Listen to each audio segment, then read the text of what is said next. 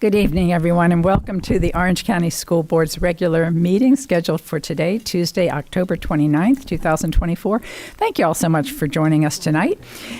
I don't need to take, no, I kind of do need to take a roll call because we are missing a couple of board members. We don't need Member Salamanca. Keep going. Keep going. Keep talking. You all are going to understand that in a minute. Right now, it just sounds a little snarky, but that's all right. So, Vice Chair Gallo? Yes. Member Salamanca? She is coming, right? Okay. Member Ferrant? I'm here. Member Gould? Present. Member Felder? Good evening. Good evening. Member Kester-Denel? Here. What district are you again? 6. Do you have a slogan? slogan? You know, I've worked on that for 6 years. I could not come up with one, so I'm going to let my successor, Stephanie Vanos, come up with that one. All right. District 6. Thank you. Member Byrd, you'll understand that later. Good evening. All right, good evening. We still don't have Member Salamanca. Keep on going. Okay, as a reminder, board members will not be engaging. Are you listening to me, board members? Board members will not be engaging in outside electronics or digital communication during the meeting so that we can focus on the matters immediately before us. To my fellow board members, district staff, members of the public, when speaking, please make sure your microphones are turned on and speak directly into it so our YouTube and Orange TV viewers can hear you clearly. And again, thanks for participating. I always read that and then I realize you might be speaking to each other, in which case you won't worry about turning your microphones on. You wouldn't show up. But in which case you might disturb your neighbor, so maybe not. We will begin with a moment of silence, followed by the Pledge of Allegiance, and I'll invite you to join us in both.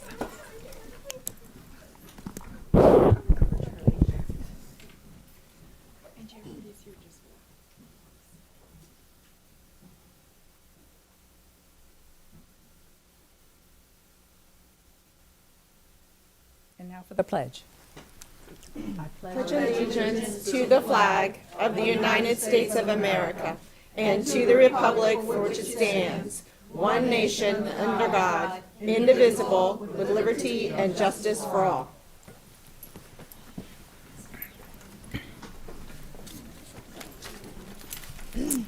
For those of you who are joining us for the first time, welcome. If you are a close observer of our board, you know that we've been feeding the hashtag rivalry love with our football challenge. If you don't know what I'm talking about, you're going to in just a minute. So last month, board member Gallo challenged board member Salamanca over the game that pitted Timber Creek against Lake Nona. I'm going to turn things over to Vice Chair Galla for an update on how that went. So Vice Chair Galla, tell us, how did that go? Well, so we did indeed challenge the mighty Timber Creek Wolves to the Lake Nona Lions. And it was not as good as the matchup in 2022. I'm just going to say that. I will say that the game in 2022 between Lake Nona and Timber Creek went far better than this go-around did, as Timber Creek lost. I do have to mention what happened, because I think it was like 35-7. You know, 36-7. I don't like to remember scores that don't benefit me. We didn't have a quarterback, okay? Just plain and simple. We had no quarterback. I think we were using a one running back or wide receiver who couldn't throw more than 4 yards. We thought we'd be able to convert downs with 4 yards if we did 3 of them. That didn't exactly work in our favor. So here we are. So I would like to congratulate member Salamanca on her win, and congratulations to the Lake Nona Lions. You guys played a fabulous game and we're so very proud of you. I have my side of the story. Pink blue's my color. So a couple of things. Well, member Gallo puts on her jersey, which is only part of what she has to wear today. But, I have record of what this game looked like. It was a 36-7. As I said, I think I have some slides to bring you all along. So this is before the game. This is me asking Wasco what's going on. Member Gallo finds out that they don't have a quarterback, and so she shows up. She's in put me in coach mode. That's Member Gallo before the game. Then we have during the game what happened. Next slide. So this is Board Member Gallo the entire game, and then the Lake Nona Lions. Every time they grabbed the ball, I mean, it was insane. I mean, 36-7, and we could have done more, but we had to stop. We said, I think we've made our point. No one could catch us. It was just like that. I was texting Dr. Vasquez, and I was like, "What's the rule here? Like, what happens when I start to lose and I'm not happy about it?" And they were going so fast every time they grabbed that ball. And then I have the after the game when the score was set.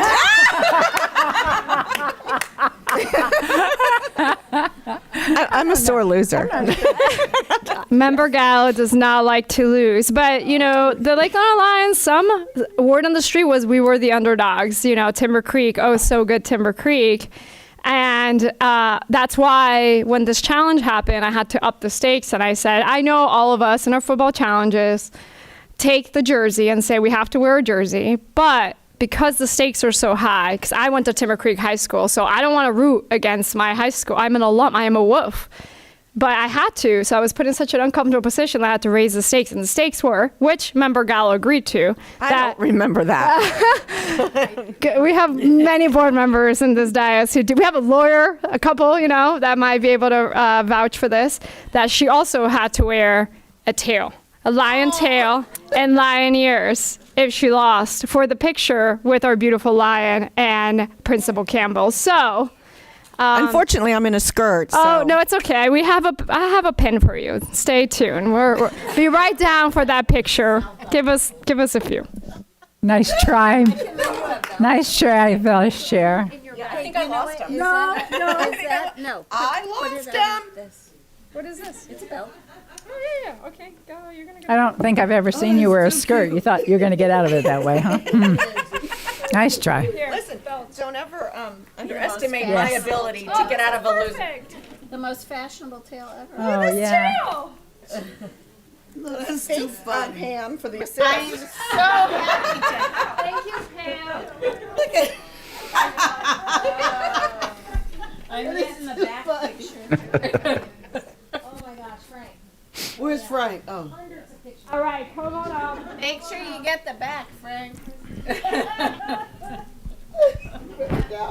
Yeah, we all You gotta show her with your tail, Angie. Now our tail's in the wrong place. Okay, settle down. The tail has to be in the picture. That lion is seriously the best. Can we just grab arms and let's just hug facing the other way so we can see the tail? Yes, absolutely. There we go. Angie.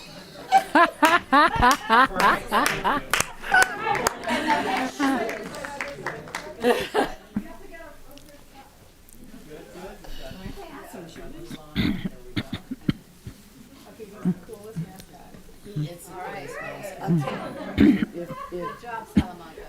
Yeah.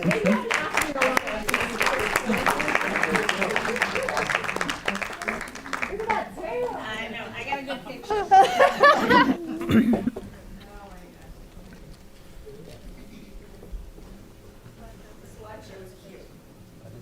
Yes, it was cute. So cute. You're sitting with your tail. That's beautiful. Right there. Thank you. All right. Member Salamanca, to you. Are you done? I'm done. Okay. All There's right, only thank so much I can be winning in this challenge. Okay. All right, super. So we have some representatives here from Lake Nona. We have Principal Campbell and Slash, my favorite lion. Welcome. And I wanted to recognize Mr. Flores, our District Senior Administrator of Athletics and Wellness. He has a few words to share with us. Welcome. Good evening, Board Chair Jacobs, school board members, Dr. Vasquez, and staff. It is my honor to come up to recognize another board member challenge. Timber Creek, they fought hard. They are in a rebuilding here. It happens. It happens. But very proud of the effort and by those Wolves and the sportsmanship they displayed on the field. Now for our Lake Nona Lions, the champions, who are also this week defeated an Osceola school to become the district champions for their area. So it is my honor at this time to present the Board Member Challenge Trophy to Principal Campbell and their mascot.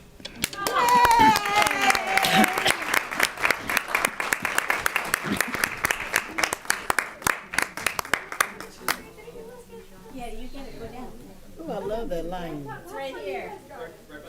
I have fun.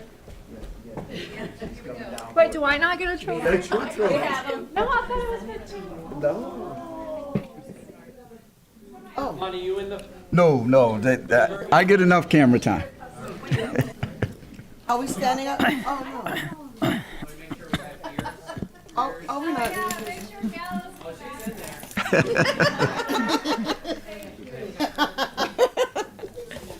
That is too cute. Congratulations, man. I know. Awesome. Thank you, ma'am. Thank you so much, Mr. Flores. Thank you for the wonderful job you do for us. All right. We are ready to move on to the more boring part of our meeting. We're ready to move on to the business. So, Dr. Vasquez, do we have any changes to the agenda? Yes, Madam Chair. We are going to pull item 8.01, request approval for agreement between Orlando After School All Stars, the City of Orlando, and the school board. Thank you. All right, thank you. I find cause to amend the agenda as requested. Is there a motion to amend the agenda? So moved. Thank you, Member Gould. Do we have a second? Second. Second from Member Byrd. All in favor, please say aye. Aye. Any opposed? Motion carries unanimously. I'll now entertain a motion to adopt the amended agenda. Is there a motion? So moved. Motion by Vice Chair Gallo. Is there a second? Okay. I'm sorry. I saw one mouth move. I saw a hand go up, and so that was Member Ferrant. Thank you. All in favor of the motion, please say aye. Aye. Opposed? Motion carries unanimously. And now we have some recognitions to share with you before we get to the remainder of our business. So each month, a school board member honors an employee in their district. These employees have shown exceptional dedication and contributed to the success of our students. We're grateful to every one of our devoted staff members, and this is one more way that we're pleased to honor them. So Vice Chair Gallo has chosen a few OCPS members, including one who she wanted to bring to the board's attention. One of our employees actually only works for treats and praise, accepts no monetary compensation whatsoever. Vice Chair Gallo, you want to tell us about that? Yes. Yes, thank you, Chair Jacobs. So for my first recognition, I am honored to recognize K-9 Cop Coco, who works in OCPS's District Police Department. The 4-year-old female German short-haired pointer hails from Budapest, Hungary, and is the district's first K-9 officer. Coco's crime-fighting career began in September of 2020 with former District Police Sergeant Doug Pelton. Her current handler and partner is Sergeant Brian Howarth. Throughout the year, she sniffs out danger and keeps OCPS schools safe by conducting random weapon screenings. I was told she could also detect vape pens, so I'm just letting all the parents and students out there know. If she's on campus, you never know what she's going to be sniffing out. I don't know if that's true. Coco and Sergeant Howarth also educate the community by doing demonstrations and presentations on how K-9s make schools safer. She also has her very own trading card. How cool is that? And we got a cookie. I've already eaten half of it, so I'm not going to show it to you. Here it is. There you go. That looks like cocoa. And we got some stickers, so we can put these on our laptops. And here's another one. Cocoa is a valuable asset to OCPS and a gentle reminder that those who teach us the most about compassion can take many forms. And I love Coco to death. She's just the sweetest little dog, and she does love treats. But I would love to have 20 of Cocos in the building running around. She really does make everybody happier and bring a smile to everybody's face. And when you see the pictures of her out in the school, you'll see all the kids surrounding her and petting her and touching her. She's just a great addition to our police department. So congratulations, Coco. And I have, for her handler, I have a little coin.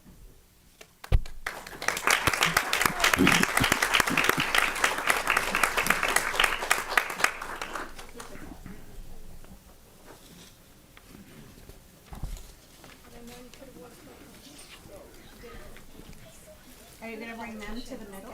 Yeah, come to the middle. Let's all do a picture with Coco. Picture with Coco. And Steve. Oh, I thought you meant go down and get a picture. No, it was only for the photo. That was part of it. Wasn't for the. Next year, I might have to do the whole board meeting. I'll come back. Whoever has to go against Gal. That works for people too. Hold on. Great. Not so good. That's amazing. A little orange and I'm gonna miss how cute the person is. She's trying to sit in the chair.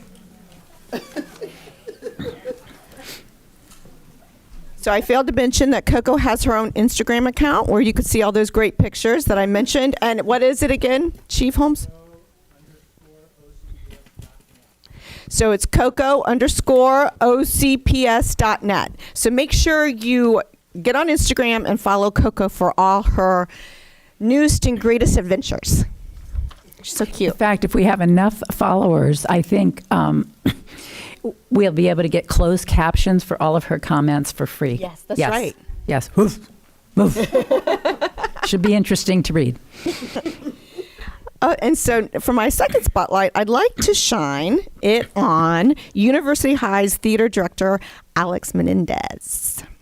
Alex isn't a stranger to the school stage. He graduated from University High in 2012, where he played, go University,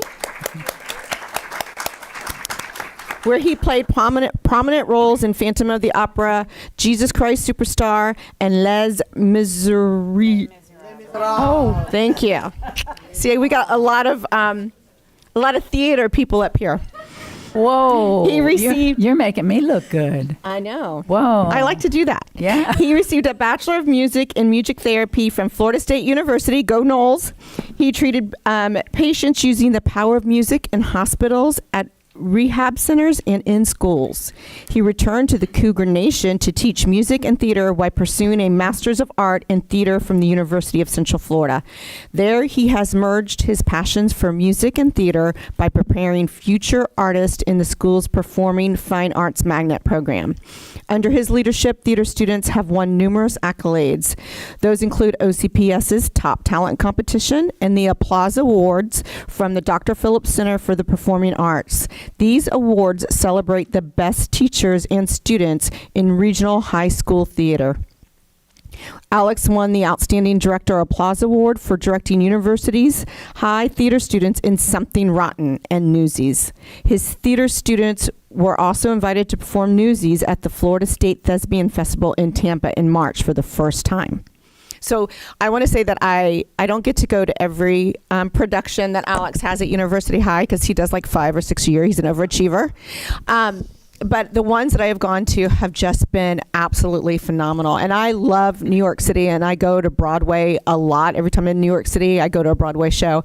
And I would say that his productions at the University High School are as good as any production that you will see on Broadway. And I mean it. So if you get a chance, they have several shows coming up. They've got Unclaimed, White Christmas, the Thespian Benefit, and Head Over Heels are their next 4 productions. And they have a Facebook page, Instagram, the whole 9 yards, so you can get all the information there on that. But I got a coin for you as well. So let's celebrate Alex. Madam Chair, if I could, Madam Chair, I don't normally speak, but while we're keeping scoring, being competitive, this young man, I actually got to perform with him in The Phantom and at University High School. He's actually a graduate of mine from the class of 2012 at University High School. So I'm just going to put that as number 1 tonight, if we can. Thank you for this. You said you got to perform with him? I actually was the auctioneer, lot 666, a chandelier in pieces. Whoa! Awesome. It was a 30-second roll.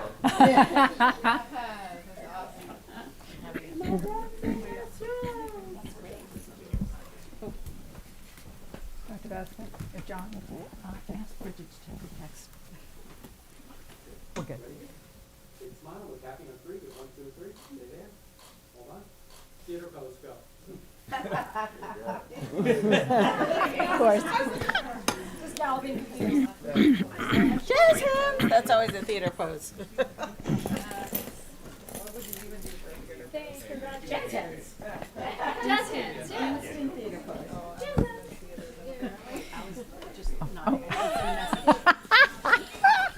That's funny.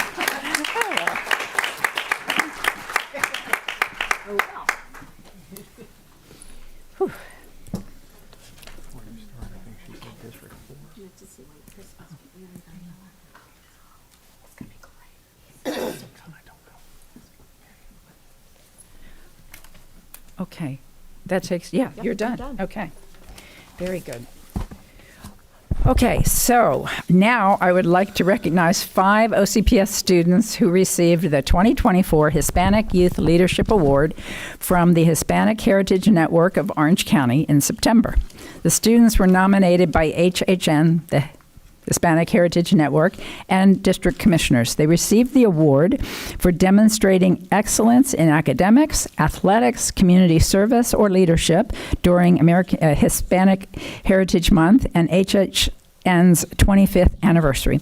The the Hispanic Heritage Network is easier for me to say, is a volunteer-based, not-for-profit founded in Orange County government employees to highlight the contributions of Hispanic residents and students. The student honorees are Buena Vista High senior Maria Daniela La Cruz Segarra. Is Maria here?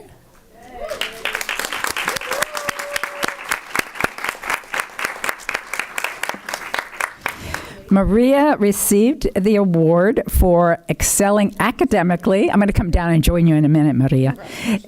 Excelling academically, maintaining a 4.4 weighted GPA with straight A's. She participates in the Foundation for OCPS's Aspire to Excellence Initiative and Quest Bridges College of Prep Scholars. Maria also ranks in the top 15% of her class. She was nominated by District 1 Commissioner Nicole Wilson.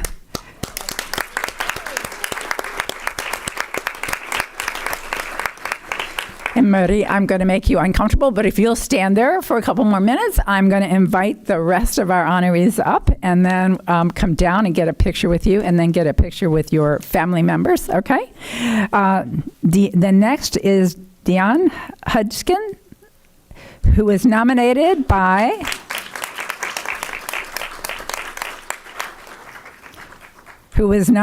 by District 2 Commissioner Christine Moore, a former member of this board. She is a senior at OCPS Charter School, Sheeler High, where she's passionate about science and has a 3.6 GPA. Diane is a community advocate and has accumulated more than 225 hours of volunteer work at Hope Communities Center. Adelante? I know I can say this. Caminantes. program. No? Caminantes. Better? Okay. Lake, okay.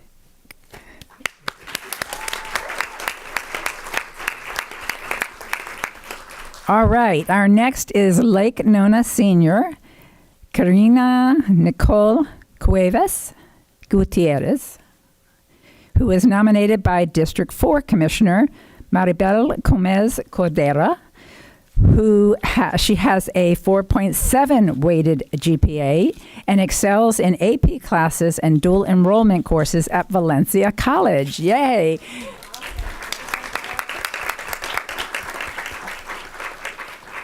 Karina is an active Orlando Racket Sports member and volunteers in the community. Cool. Okay, next up is Senior Roy Alejandro Rodriguez Mendez. Sorry about that. Roy Alejandro Rodriguez Mendez. He attends Timber Creek High and is dedicated to community service. He has spent many hours volunteering at San Ignacio de Loyola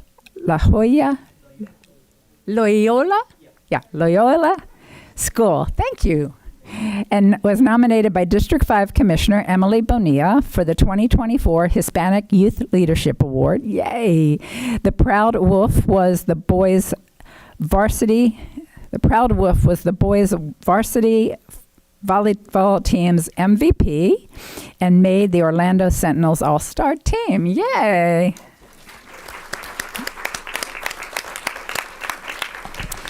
And last but not least is Boone High Junior Eric De La Rosa.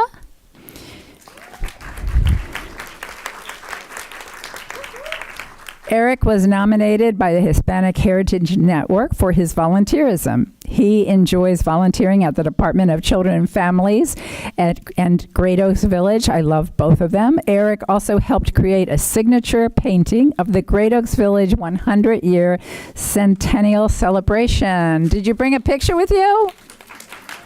No? Huh? Oh, wow. There it is. Oh, cool. Okay. That's so cool. Okay, so do we have family members? Let's get a picture of the group, okay? And then we'll get family up and principals. Yes. Yeah. Chair Jacobs. Chair Jacobs. Yes. If I could interrupt and introduce in the middle there, Yetzi Ivan. If you'll stand up, she's again not in the spirit of competition, but she's a graduate from Ocoee High School when I was principal from 2007. She actually runs this program, I believe, and works for the county and does a phenomenal job. So I just want to say that's number 2. I just wanted to throw that out there.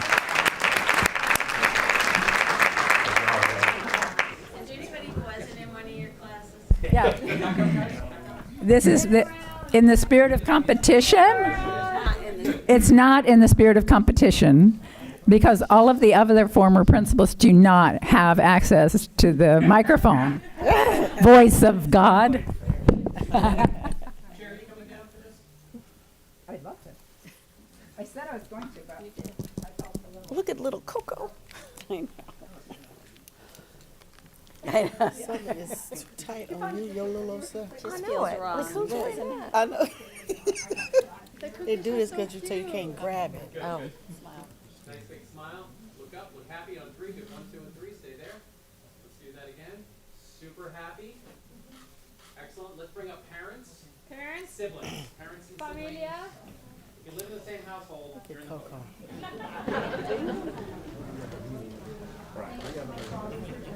Thank you. Look, Coco. Coco just ate a whole cookie. She got a Look, dog well, cookie, she right? she can smell them.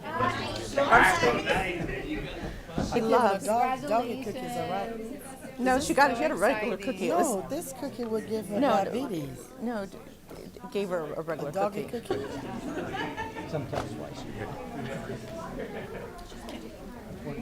You guys are going to get all my photos. Look at her. She's looking for something. Grab your child. Her. Make sure we can see you. You want to get? Look, you ready? We're good. Good, good. Look up, look happy on 3. Good, 1, 2, and 3. Let's do it again. Look up, look happy. Happy.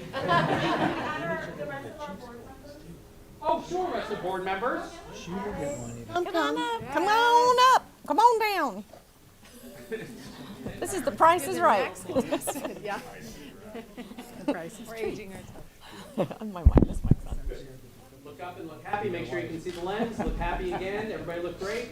Quick peek. Make sure Yatsunia looks good. Don't yell at me. Good. Let's bring up principals and all the other happy people. Come on. You're happy. Come on.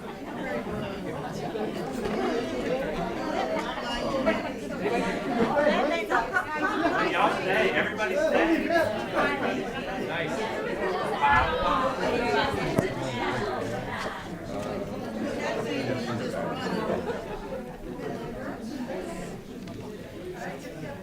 Good. Again, make sure you can see the lens. If you're hiding behind somebody, you know who you are. Good. Look up. Look happy. And on 3. Good. 1, 2, and 3. Look up again. Quick peek. Let's make sure we can see everybody. Someone's not smiling. There we go. Good. One more. Big smile. Big smile again. And let's do this front row. Just that you're just kind of. Yeah, there we go. Good, good, good. She's insistent. Excellent.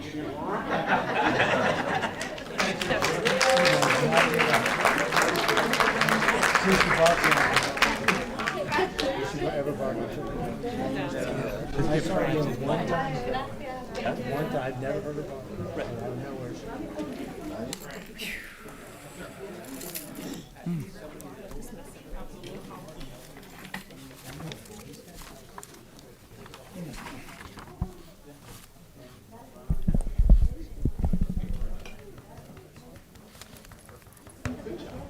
Congratulations to all of you on your awards. We're proud of you for excelling academically. And as I had a chance to tell you individually, we're going to be watching you, and we can't wait to see where you go and what you do in this world. But I know it'll be great.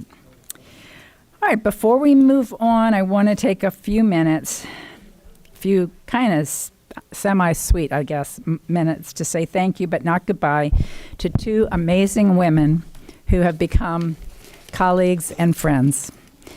Member Kester Dental and Member Gould both represent what we should expect from our public servants. Pam, you are so invested in helping the community.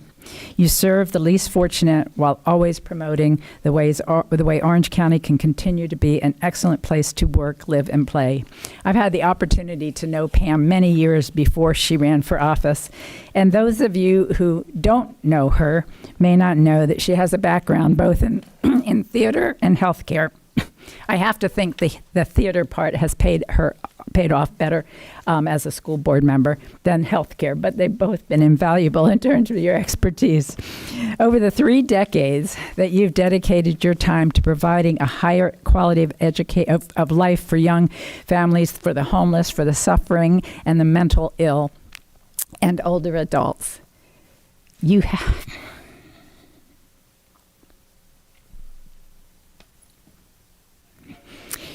changed lives. You have saved lives. You also opened more schools than all of us combined. Unless I take credit for yours. And then I still don't have you beat because you've got extra years on me. I think it's 14 all told. Do I have that right? You probably know. It's 14 opened and 1 full replacement in Frangus, so 15. Yeah, I tried to do a little research, but I was sure if I got it wrong, you would correct me. Thank you for that. Pam likes to say the best is in the West. Yes. And since we both live in the West, this we always agree on. So Pam, I'm going to ask you to join me out down front because we have a gift that we want to present to you.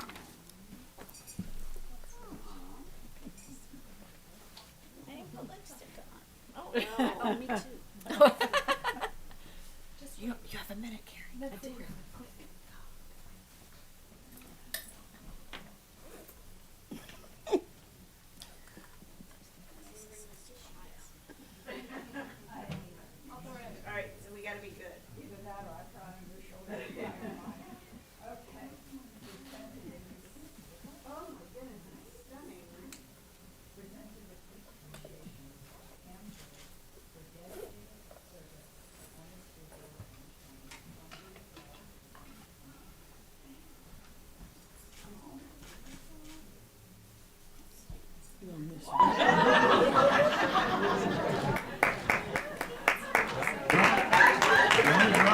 I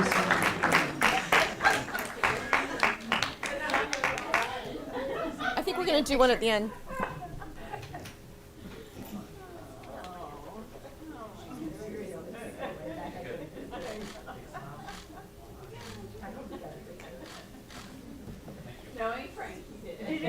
Maybe. They can freeze the video frame. I'm going to interrupt just for 1 second because Chair Jacobs forgot to mention that those of you that were here to be honored, you are welcome to stay and say all the celebrations. However, if you would like to leave at this time, you're more than welcome to leave. It's going to be a little long-winded up here as we talk about these two.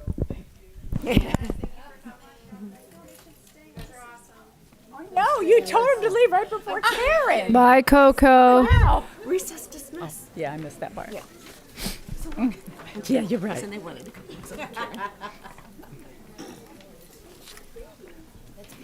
That is beautiful. That is beautiful. It's so beautiful. It is. God, I nailed it though. It is. But Trying to figure out I was trying to figure out how I could do that. And make That sure. was really good. Yeah. That was great. Thanks. Stunning. That is beautiful.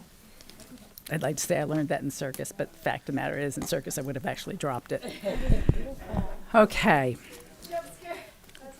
All right. Second board member. Second board member, Karen Castor-Dental, is leaving us as well. I have always admired, Karen, the way you champion your community, our community. If an issue matters to them, it matters to you. You're dedicated to public service and have been dedicated to public education long before you were elected to the board in 2018. You brought your experience as a teacher to the board table. For those who don't know you, you taught at Domerick, Audubon Park, Lake Sibylla, and Riverdale Elementary Schools. Now, if I'd have done that, people would be saying I couldn't hold a job. This is a roast? No, that's why I said if I had said that. I mean, about me, but about you.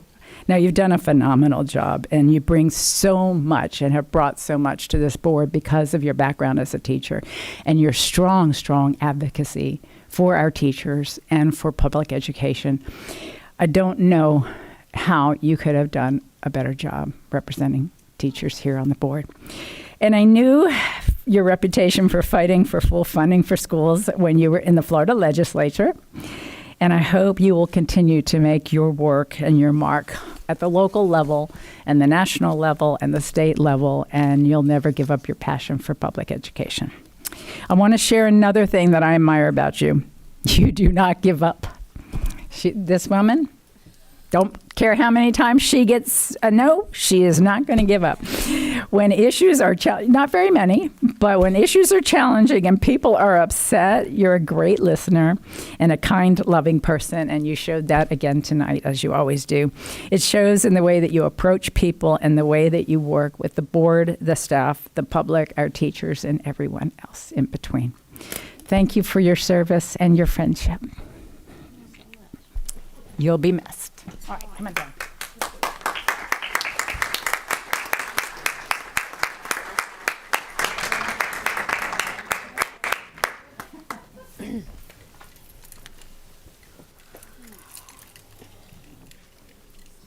Don't do it twice, you won't Must have be good the luck. jersey for the kicker. That little bitty thing. They're tall. Whoever it is tall. It's beautiful.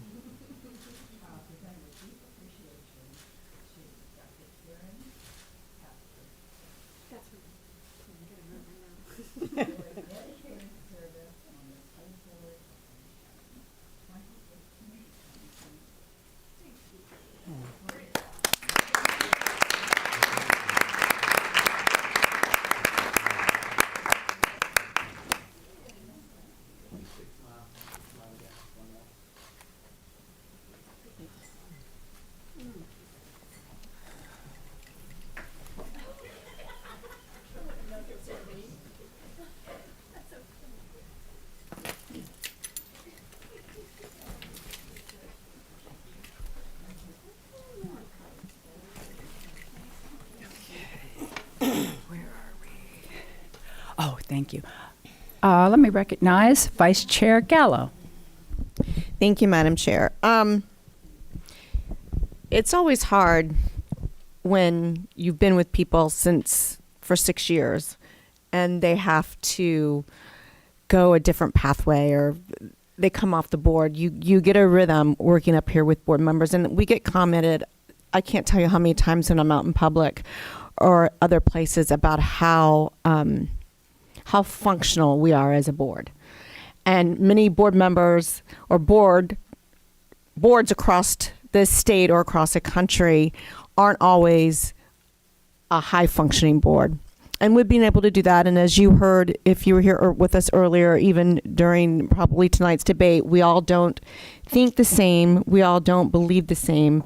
But one of the common values that we have is respect and kindness. And we try to show that every chance that we get. I'm not big on change. And so it's going to be hard to say goodbye to these two ladies. I had the privilege of working with both ladies since I was elected in 2018, and they're both fabulous school board members. They each bring their own strengths to the board. Pam is very meticulous and very intentional, and when she speaks, you want to listen because you know that she's speaking truth, you know that it's coming from her heart, and she's very, very intelligent. And so when she says something, you pay attention because you want to hear what she has to say, and it's meaningful. And she's done so much for this district. Long before I was on the board, the work that she did around career technical education has been outstanding. I mean, I think that's probably the thing that she'll be known for when she leaves, and being able to be like that visionary and to look at things a little bit differently and how we might be able to do them just a little bit differently to make them better, and how we can lift up all students and recognizing that not all students need to go to college or should go to college, and that there's other pathways and avenues for them. I can't underscore the amount of work and the impact that you've had on that, and that I know after you leave you will continue to have, because that's such a huge passion for you. And I know that you have these kids back even when you're not on the school board. So I so appreciate you and everything that you've done. And I'm going to miss you like crazy. And Karen is the person that her and I should never be seated next to one another. Because if we do, we're probably going to get in trouble. Kind of like how Marie and I can't be next to each other. We're going to get in trouble. We're going to get in good trouble. Her passion for education, and I've known Karen since she was a legislature in the Florida House. Her passion for education, her ability to stand up for what's right, even when standing up for what right isn't easy, is something to be looked up to. Like she will stand up for the marginalized. She will stand up for those who need it most. She will use her voice to make sure that everybody hears and everybody understands what we need to accomplish and what we need to do to support students. She always has her eye on students and on education. And her wisdom and her knowledge and her ability to see things through her unique lens as a teacher and as a former legislator is going to be so missed on this board. I know we won't have to look hard to find her. But her perspective is going to be sorely missed. It's really going to be missed, and I'm going to miss you. I'm going to miss working with you. I'm going to miss laughing with you. I'm going to miss cutting up with you. I'm going to miss all those things. So I wish you the best of luck, and just know that I'm going to miss you to pieces. Member Felder.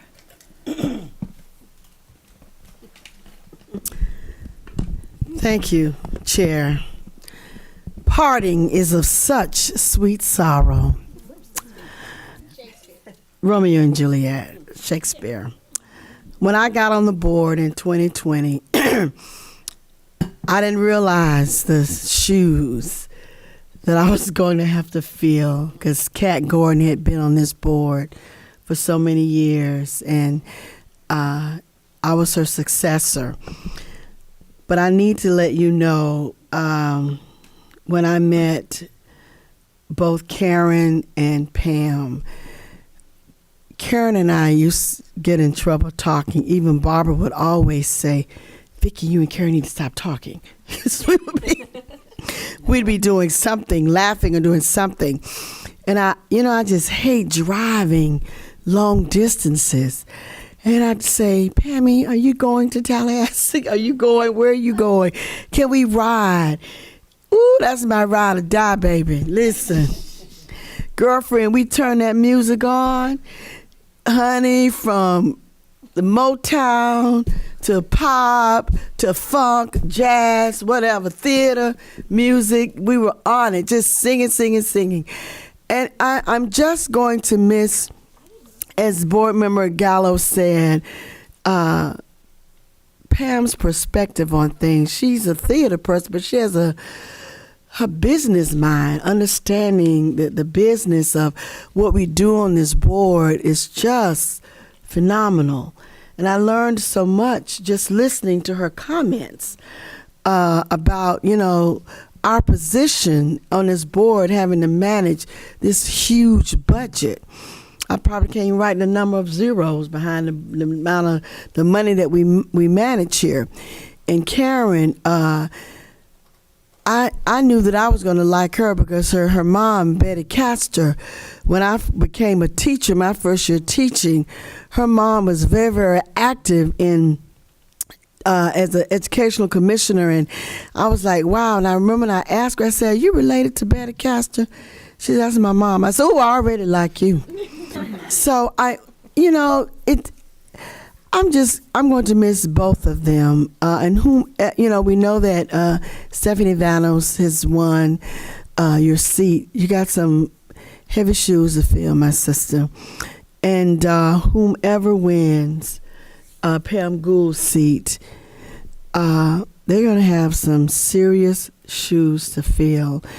The two of you are going to be missed. And I want to thank both of you for making my first term on this board so comfortable, because it is a learning curve. It really is. And so many times I would ask Karen, that's what I was asking, Karen, what does this mean? What is this? And then when I'd ride with Pam, we just laugh and talk, and we were talking. I knew her in another light. We didn't talk about board stuff. We talked about music and theater and people. And I said, wow, this chick is all right. I like her. And so I am really going to miss the camaraderie.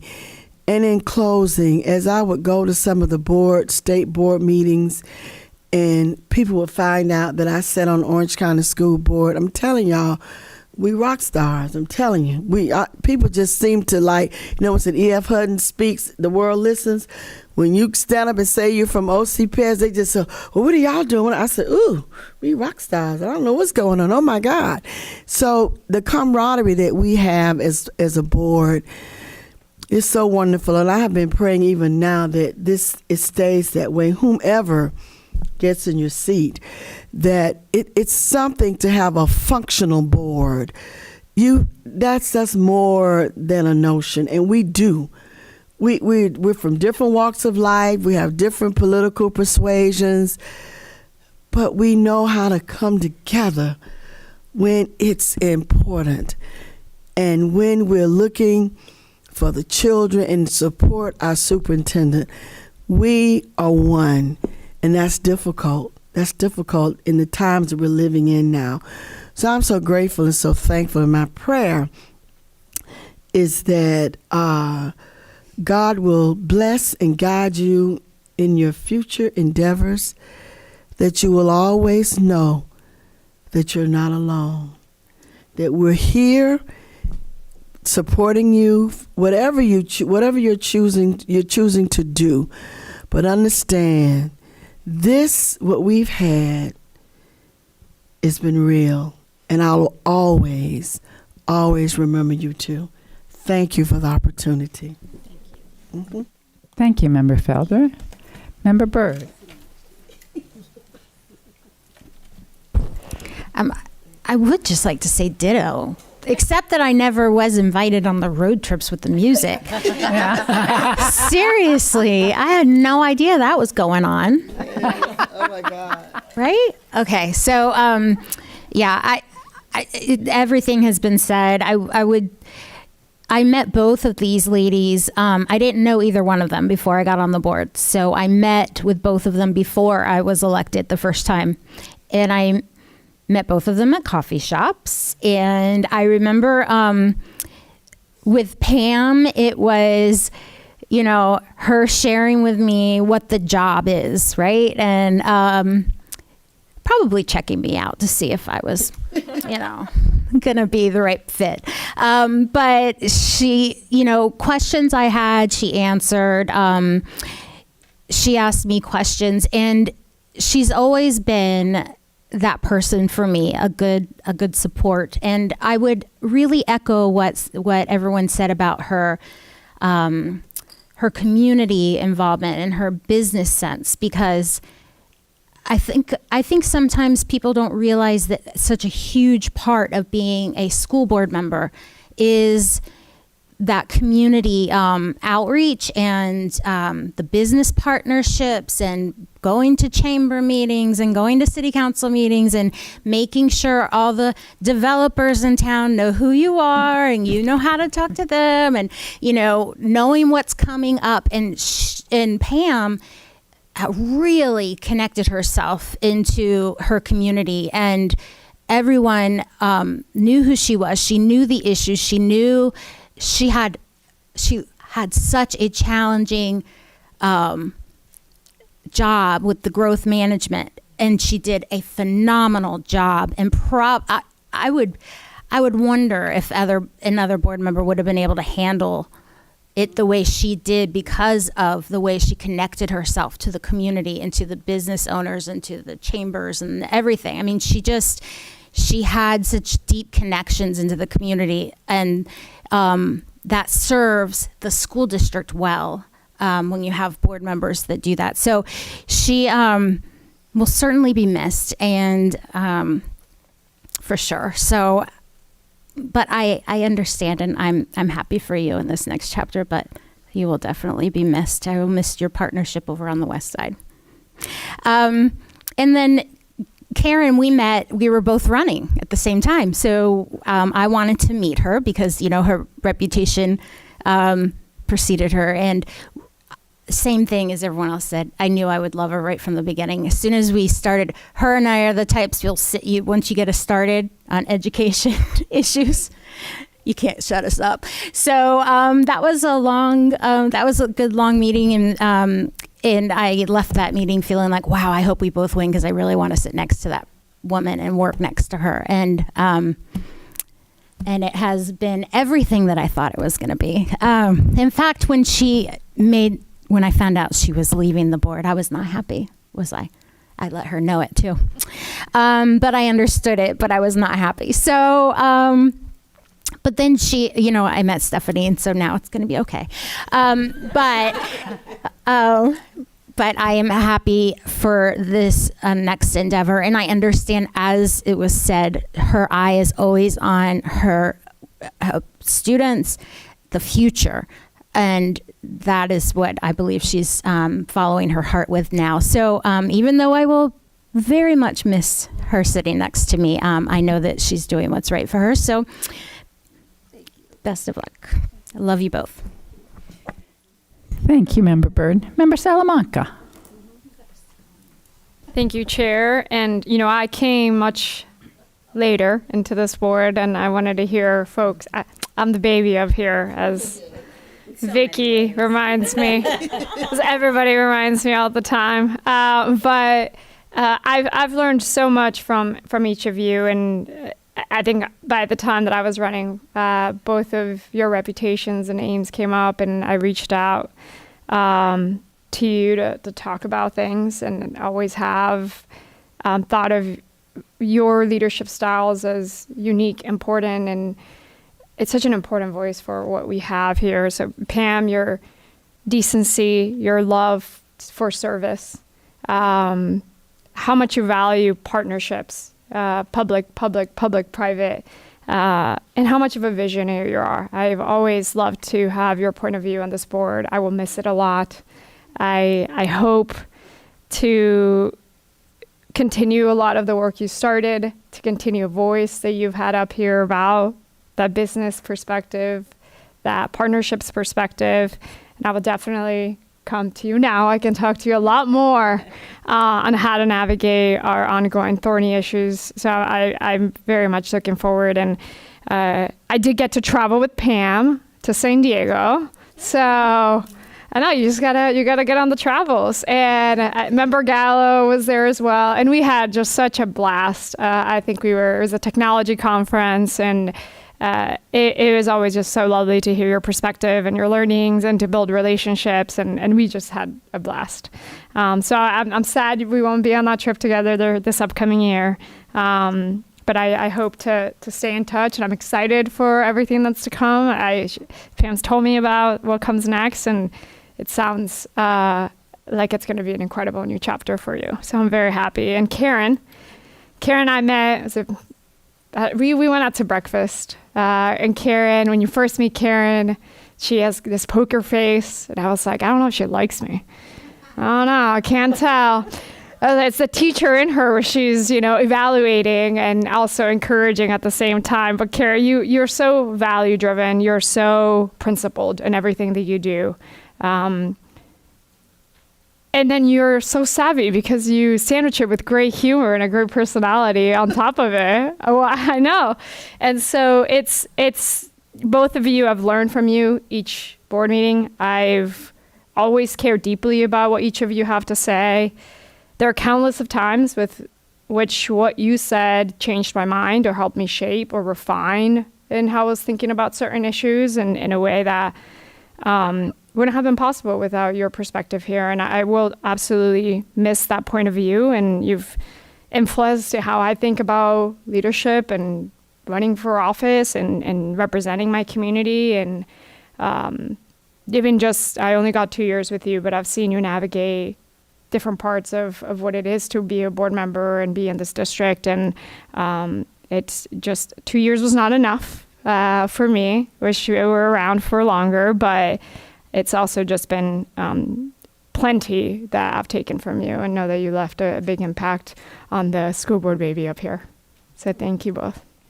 Thank you, Member Salamanca. Member Farrant. I think everybody has said every last little thing, so I just want to wish you both the best of luck in whatever endeavors you choose from here on out. I know you both will, you're very passionate about each. I feel like you're always so passionate about making sure that our students, are not always pressured into the 4-year college, but what is best for them. And so if that's technical college or CTE courses, so I appreciate that, and it's really helped me to kind of focus more on that as well. And Karen, I know you're very passionate about teachers as well and helping our teachers, and so I think I don't think that it'll stop when you move on from here. But I wish you both the best of luck, and thank you for, this isn't the easiest job. So thank you for taking your time out of your, the last how many years to give back to our schools. So thank you. Thank you, Member Farrant. Superintendent Vasquez. Thank you, Madam Chair. I think I knew both Karen and Pam many, many years ago. So Pam, she was, I was out at Windy Ridge. She was with Health Central. And Karen, you were a teacher at Domerick, and I was doing professional development. And so never in my wildest dreams did I think that our roads would connect the way they have. And so much has been said about each of you and your leadership, all of your contributions. This is not an easy job. And what I will remember most about each of you is how you led with such grace, with empathy, with understanding, and always looking out for what was in the best interest of our children. And given how politics have evolved over the last several years, that's very hard to do. And I think that's one of the things that I am so grateful for, is that as part of my very first superintendency, I've had the privilege of working with such an incredible board and both of you will be greatly missed. You've set the bar so high, and I know that whatever your future path holds, you will continue to have a tremendous impact on those that you serve. Thank you. Thank you, Dr. Vasquez. Member Gold. Well, thank you, everyone, for those amazing words. As many of you were talking, I was kind of having flashbacks of the last 12 years. Mostly good. 11-hour meetings during COVID. No, really. This has been an honor to serve with every one of you in this elected role, and the ladies and gentlemen that came before you too. We've had people on this board that came to serve our students and our community, not themselves. And I think as long as that continues, no matter how we each approach the path, and we all are willing to listen to one another in our differences, in our likenesses, it will roll on in an elegant way, which that is what builds the confidence of our community, right? It's not that we all are yes people. It's that we all don't showboat up here, and I hope that remains. But I also want to thank my family. John was here until shortly, and Matt came for a little bit this afternoon. And Gregory's in Colorado. But they have been on this journey, and without them, I would not have done this.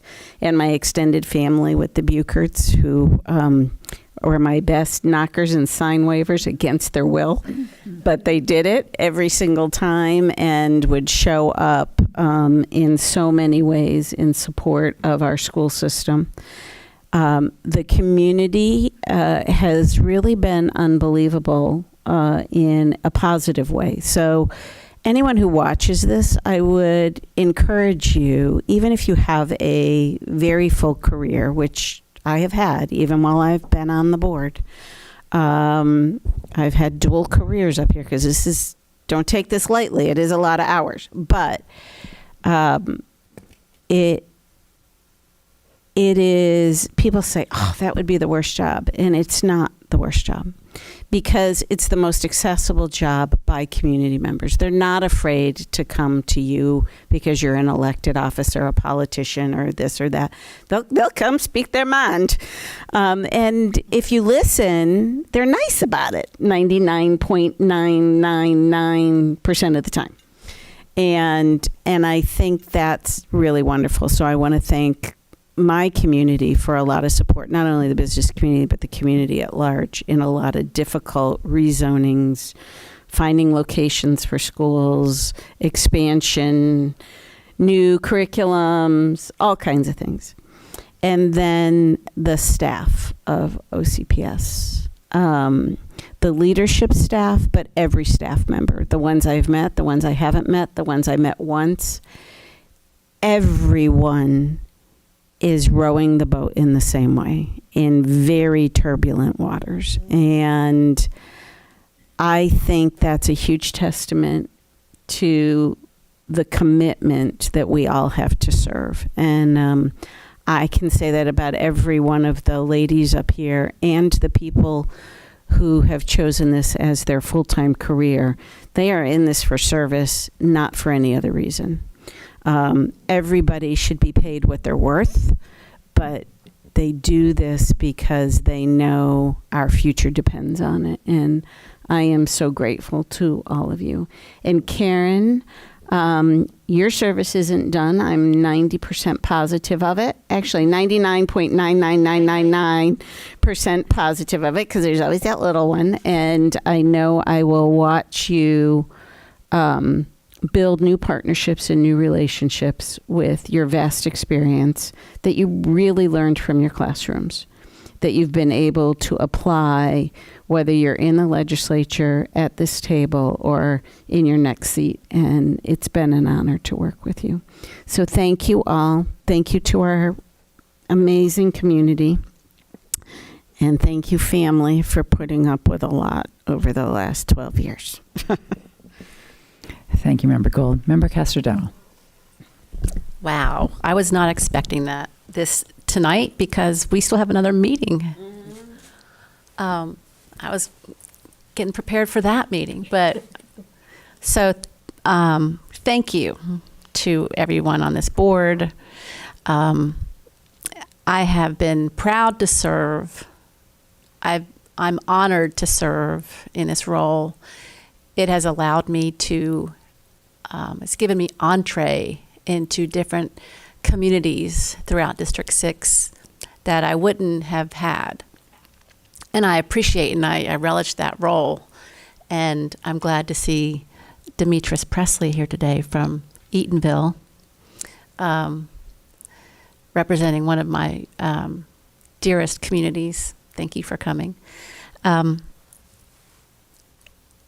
It is an interesting position to be in on the board, having been a teacher for 15 years and then a parent of kids who are in the district or in the schools, and I got to teach at the same schools they attended. That was always fun. And then as they moved up, they allowed me to have a window into the operations of the school district as a parent. I appreciated that as well. Being a member of the union gave me another perspective that is important. I learned a lot from that as well. And it really helped, and even a legislator. I mean, when we talk about going up to Tallahassee and trying to figure out how they operate, and I had to say, nope, logic doesn't fly. It's not about logic. I remember people said, what if we tell them this? What if we make our argument more sound and logical? And I'm like, nope, not going to matter. Not going to matter. So it kind of was a culminating role to be on the board. But I do know I did kind of secretly enjoy when you're a teacher and you have a superintendent, and when you become elected, you become your superintendent's boss. That's a sweet role to be in, your boss's boss. So if there are any teachers out there who want to think about that, it is a nice position. But being up here on the board, I have enjoyed every single person up here and the other people who I've served with. Kat Gordon and Linda Cobert and so many other great people, and Dr. Jenkins. And I appreciate the ability to kind of specialize in my passions. And we each can do that, and our districts are all very different. Our interests are different. The needs of the districts are different. And I appreciate that I was able to help out in that way. I have learned a lot. Our discussions are one of my favorite, when we actually have an issue and we each take a bite at the apple. And then we take another bite at the apple. And I really appreciate those deliberations. And I have often been swayed or just better informed to make a decision after hearing people talk. So I appreciate that. I don't know if that happens on every other board. And I know that there's a camaraderie up here that is unique. And I know the superintendent also helps to set that tone of the board and how well we work together. So I appreciate that. I do want to thank my two kids, Wyatt and Caroline, because they had to put up with me saying, let me see your laptop. Let me see your assignments. Let me see what your teacher's saying. And let me see how this is working. And they had to allow me to see into their educational progress and see how things were working. And then they gave me a lot of perspective. Sometimes it was just like, well, it was very helpful to have kids in the system who are students, because I could say, well, that's not really how parents access the laptop. I don't log into my own account, a parent account. I just go in through my kid's account. well, that was interesting to see how parents actually interact as we're making decisions about them. But I have enjoyed sitting next to Melissa. She's very quiet, and I'll have to I mention things, and I'm kind of like I distract her. I'm sorry, but and Member Felder, you make the meetings enjoyable. We're like little partners. Yes, for me. And then everybody up here. I remember meetings with Maria Salamanca. I do not have a poker face. I'm sorry if you were intimidated in any way. I know that is no longer the case. And Member Ferrant, I appreciate your perspectives, even though there's some issues that we differ on. Your approach is always kind, and you are supportive of the teachers, you're supportive of the speakers, and when there are not issues that we disagree on, we are in lockstep, and I appreciate that. And then Pam, I have really appreciated your expertise in the business end of the district. You really dig into the numbers. You've shown me different ways to consider the budgets, and I love that you took on the CTE aspect. It was another area that I was also concerned about, but you were on it, so that allowed me to focus on something else. So I appreciate that too. And Member Gallo, we would get in a lot of trouble. So, and I enjoy when you are the chair. When you I'm sorry, you don't get to see that much, Chair Jacobs. But when Member Gallo is the chair, it's a whole different meeting. Yes, Lord Jesus. Iron thumb. Yes, we're starting. It's true. She runs a tight ship, Yes. but it's a ship of pirates who've been drinking. Anyway, I've enjoyed that. And Chair Jacobs, you're coming in from being the mayor. You have to know that I was a little intimidated when you became chair, but you alleviated that feeling, and you are so open, and so you listen, and you run a meeting really well, and you've allowed. You've been a good example. There are issues that you stand up for, especially when you're advocating for individuals, people who are marginalized, and it comes from so deep, and I appreciate that. And you can see it, and you can feel it, and I notice if there's something that I hear that doesn't sound right, I know that I don't have to worry about it because you're going to call it out. You're going to stand up for this person or this issue. And I know that without a doubt. So I appreciate everybody. And anyway, I wasn't expecting this tonight. And I'm honored. I'm proud to serve. And I know the board is going to be in great condition after we leave. And Pam and I will just have to go to dinner when you all are having a meeting. Yeah. And we'll watch you. And then, and now I can also socialize with the rest of you, and we can talk about the other board members. But anyway, thank you so much. I appreciate it. All right. Just a closing thought. Maybe we could pick a night where you and Pam and I, maybe one of our houses, and we can watch a board meeting when Vice Chair Gallo is running it, because I haven't had a chance to do that. But that whole how do you say that? Swashbuckle, yeah, and the pirate ship and all that. I feel like I'm really missing out.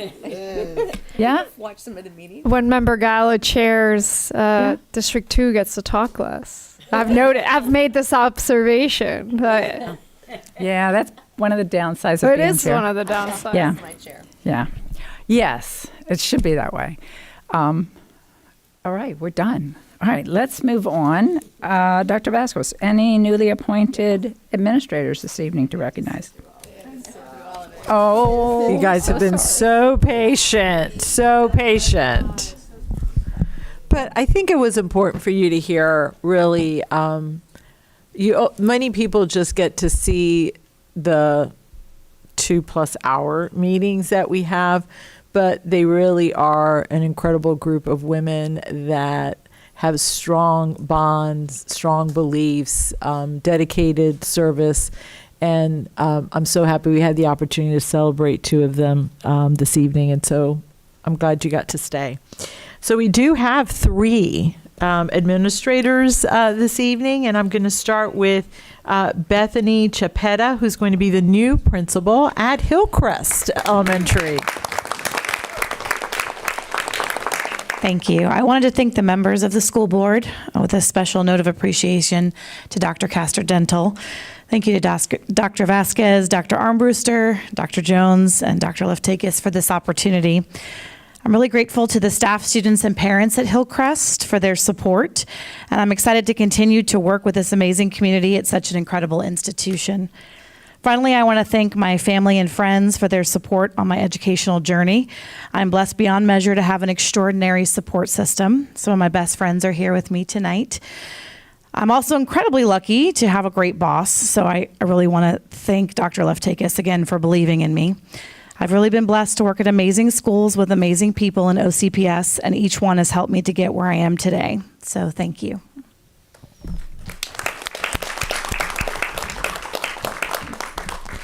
Next, we have Callie Ann Latin, who is going to be the new assistant principal at McCoy Elementary. Yes, I'm so thankful for this opportunity. I'd like to thank the school board, Dr. Vasquez, Dr. Armbruster, and Dr. Jones.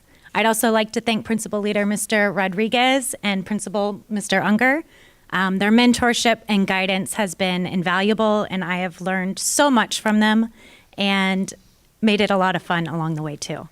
I'd also like to thank those who have been with me from the very beginning, my parents, my mom and dad, supporting me every step of the way, and my mom, a former OCPS teacher as well, for inspiring me to join the profession and continue on in her legacy, as well as my family, friends, and colleagues for their support along the way. And I am so excited to continue as a McCoy Jet. Thank you. And finally, we have Nicole Villaverde, who is going to be the new principal at Roberto Clemente Middle School. Thank you, school board members, Superintendent Vasquez, and staff for this opportunity to serve at Roberto Clemente Middle School. I want to thank Dr. Fritzler and Ms. Stanky for their support and encouragement. I would also like to thank my mentors, Dr. Tremble and Mr. Agudo, for their guidance throughout my journey. I would like to express my sincere gratitude to my family and friends, particularly my mom, Lourdes, my sister Monica, my boyfriend Sergio, my aunt Isabel, who traveled from Miami. I also want to thank my extended family and friends, both here and joining us virtually. Finally, to my Roberto Clemente team, I am excited to keep working and continuing our journey together.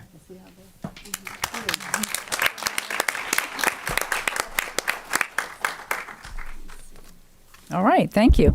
Next, I would like to call on Clinton McCracken.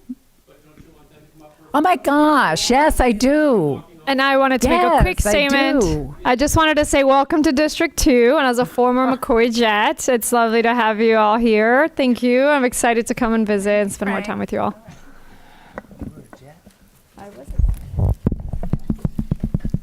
job, ladies. Good.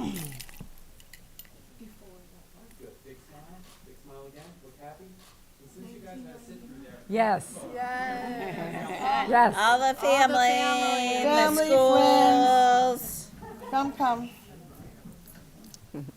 be in a photo. Man, you get 2. I don't get 2 of them. Let's go. Even those 2. This is good. Yep. No. Your friends got left behind. Call them out. Yeah, come on. Sergio and Agudo. Yeah, come on. Come on. Enough here. Y'all waited this long. Come on down. That's right. Yeah. I feel bad. I told they'd be out in 20 minutes. Mike. I should know better by now. Good. Look happy on 3. Good. 1, 2, and 3. Stay there. Hold on. Super happy. Look up. Thank you. Congratulations. Gotta send them donuts now. Y'all killing Gotta give him cocoa cookies for all that weight. Member Salamanca? That was for before, Chair, because I Okay. had 2 District Okay. 2 Thank schools, you. so I just was welcoming them. Now, Mr. McCracken, President of the Orange County Classroom Teachers Association. Thanks for coming back or staying with us. Thank you. Good evening, Chair Jacobs, members of the board, and Dr. Vasquez. I want to continue raising concerns that I've shared previously about the issue of micromanagement, which has been mentioned earlier this evening. One example of this is with PLCs. When teachers are made to follow agendas created without their input, answer predetermined questions, and complete tasks that serve the school or district's needs, it strips away their agency and undermines the potential of these peer collaboration spaces. Rather than empowering teachers, PLCs become mandatory sessions with little value for improving student achievement. Instead, give teachers the freedom to discuss what matters most. Let them collaborate and ask them what support they need to succeed. Again, this is just one example. I understand that some may believe I'm exaggerating the concerns I've been sharing, or that I'm somehow stirring up unnecessary frustration among our educators. To be clear, these concerns are real, and something really needs to change, because while pay is one major issue for teachers, how they're treated is another. One thing that may help you understand how we hear concerns is by taking a quick look at the structure of our union.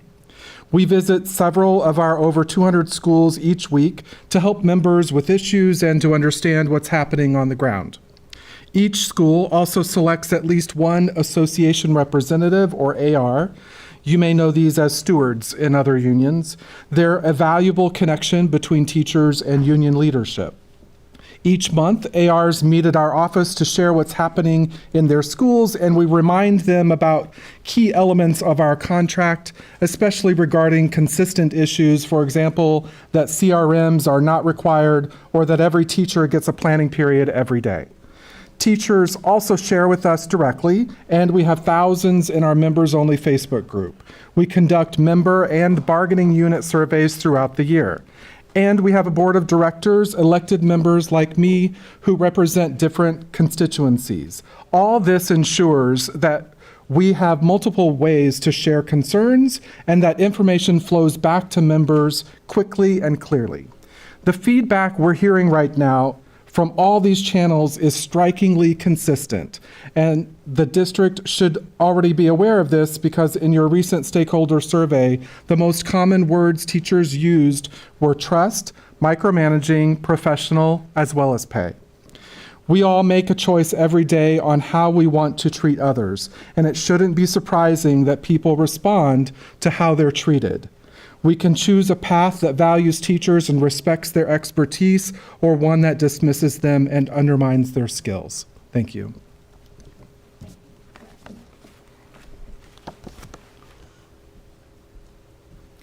Thank you. Okay, Dr. Vasquez, we have a strategic plan update. Thank you, Madam Chair. Once a year, we are required by state statute to provide to the board an update from our school safety specialist. It is an honor for me this evening to introduce to you Chief Holmes, who will brief the board on the new legislation, also provide update on what's happening in our schools, and share with the board some recommendations. And then we will be available to answer any questions or hear any of your comments. Chief Holmes. Good evening, Madam Chair, members of the board, Dr. Vasquez. This is the annual update of the by the school safety specialist. The superintendent is required to appoint a school safety specialist. The school safety specialist is responsible for all school safety and security personnel, policies and procedures for all public schools, including charter schools. The school safety specialist is required to annually update the school board in a publicly advertised meeting on matters associated with the safety and security of schools. And I'd like to give a shout out to our former superintendent, our former board members, the outgoing board members, needless to say, the ones that are currently on the board, for your support for school safety and security. We've had meetings about this, and I do appreciate your feedback and support.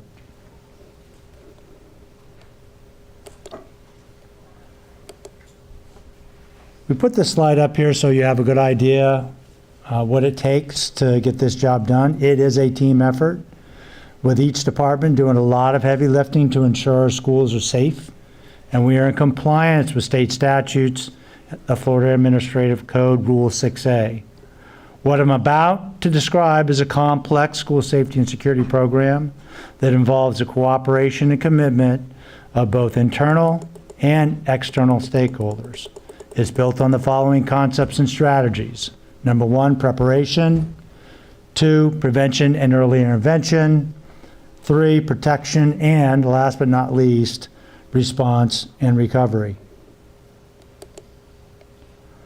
I'd be remiss if I didn't talk about our latest legislation, House Bill 1473. House Bill 1473 added new campus access requirements that have been challenging for our schools to implement and carry out. It requires schools to keep building doors, gates, and all classroom doors closed and locked or actively staffed. OCPS actually implemented the locking of all classroom doors and a safer area program during the 2019-2020 school year. But that said, this brought on a lot of new requirements. The district is working on enhancements to electronic access control systems to improve the efficiency of operations at each school to adjust to the new campus access requirements. The District Police School Safety and Security Compliance Unit has a dedicated 2 positions to conduct annually required unannounced monitoring visits. The Office of Safe Schools is also required to conduct triennial, once every 3 years, unannounced monitoring visits at all public schools as well. And I'll be talking more about that later. So let's talk about some of our updates, what we've been doing and what we'll continue to do this year. As per in the past, we have safe school officers in every one of our schools. These are a good example of what I call our stakeholders, external stakeholders, that is. We have 10 law enforcement agencies that provide SRO service to our schools, which includes the district police. We actually cover 3 schools. In 24-25, we currently pay for 264 SROs and 39 SRO supervisors, which is a total of 303 law enforcement officers from our local community that help keep our schools safe and secure. I'd also like to talk about our school-based threat management teams. This is the front line of prevention and early intervention. All of our schools have a school-based threat management team. New for this year is an online retraining link that is available for all school-based threat management team members. Previously trained last year. It makes it a lot easier. They're not going to have to go away to training. They're not coming after classroom. They can do it online. The core 4, our school administrator, mental health, instructional, and law enforcement are still required to be on the team. We'll also be offering in-person training every month to ensure that new school-based threat management team members are trained within the 60 days required by the Office of Safe Schools and Rule 6A.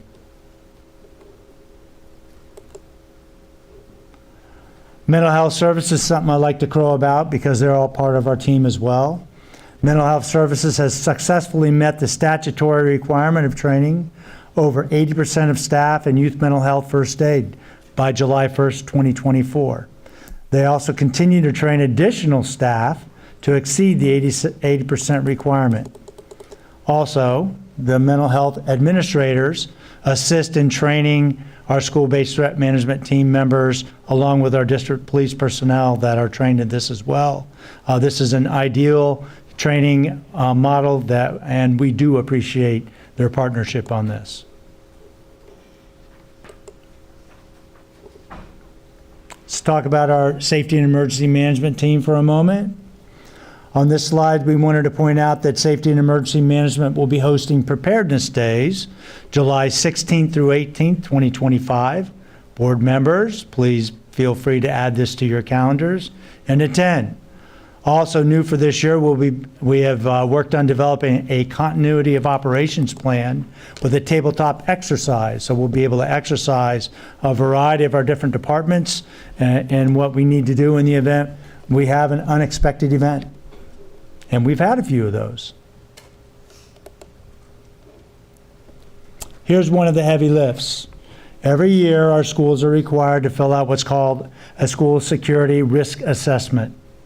The SSRA, as we like to refer to it, involves 10 sections containing at least 389 questions, depending on which box you check.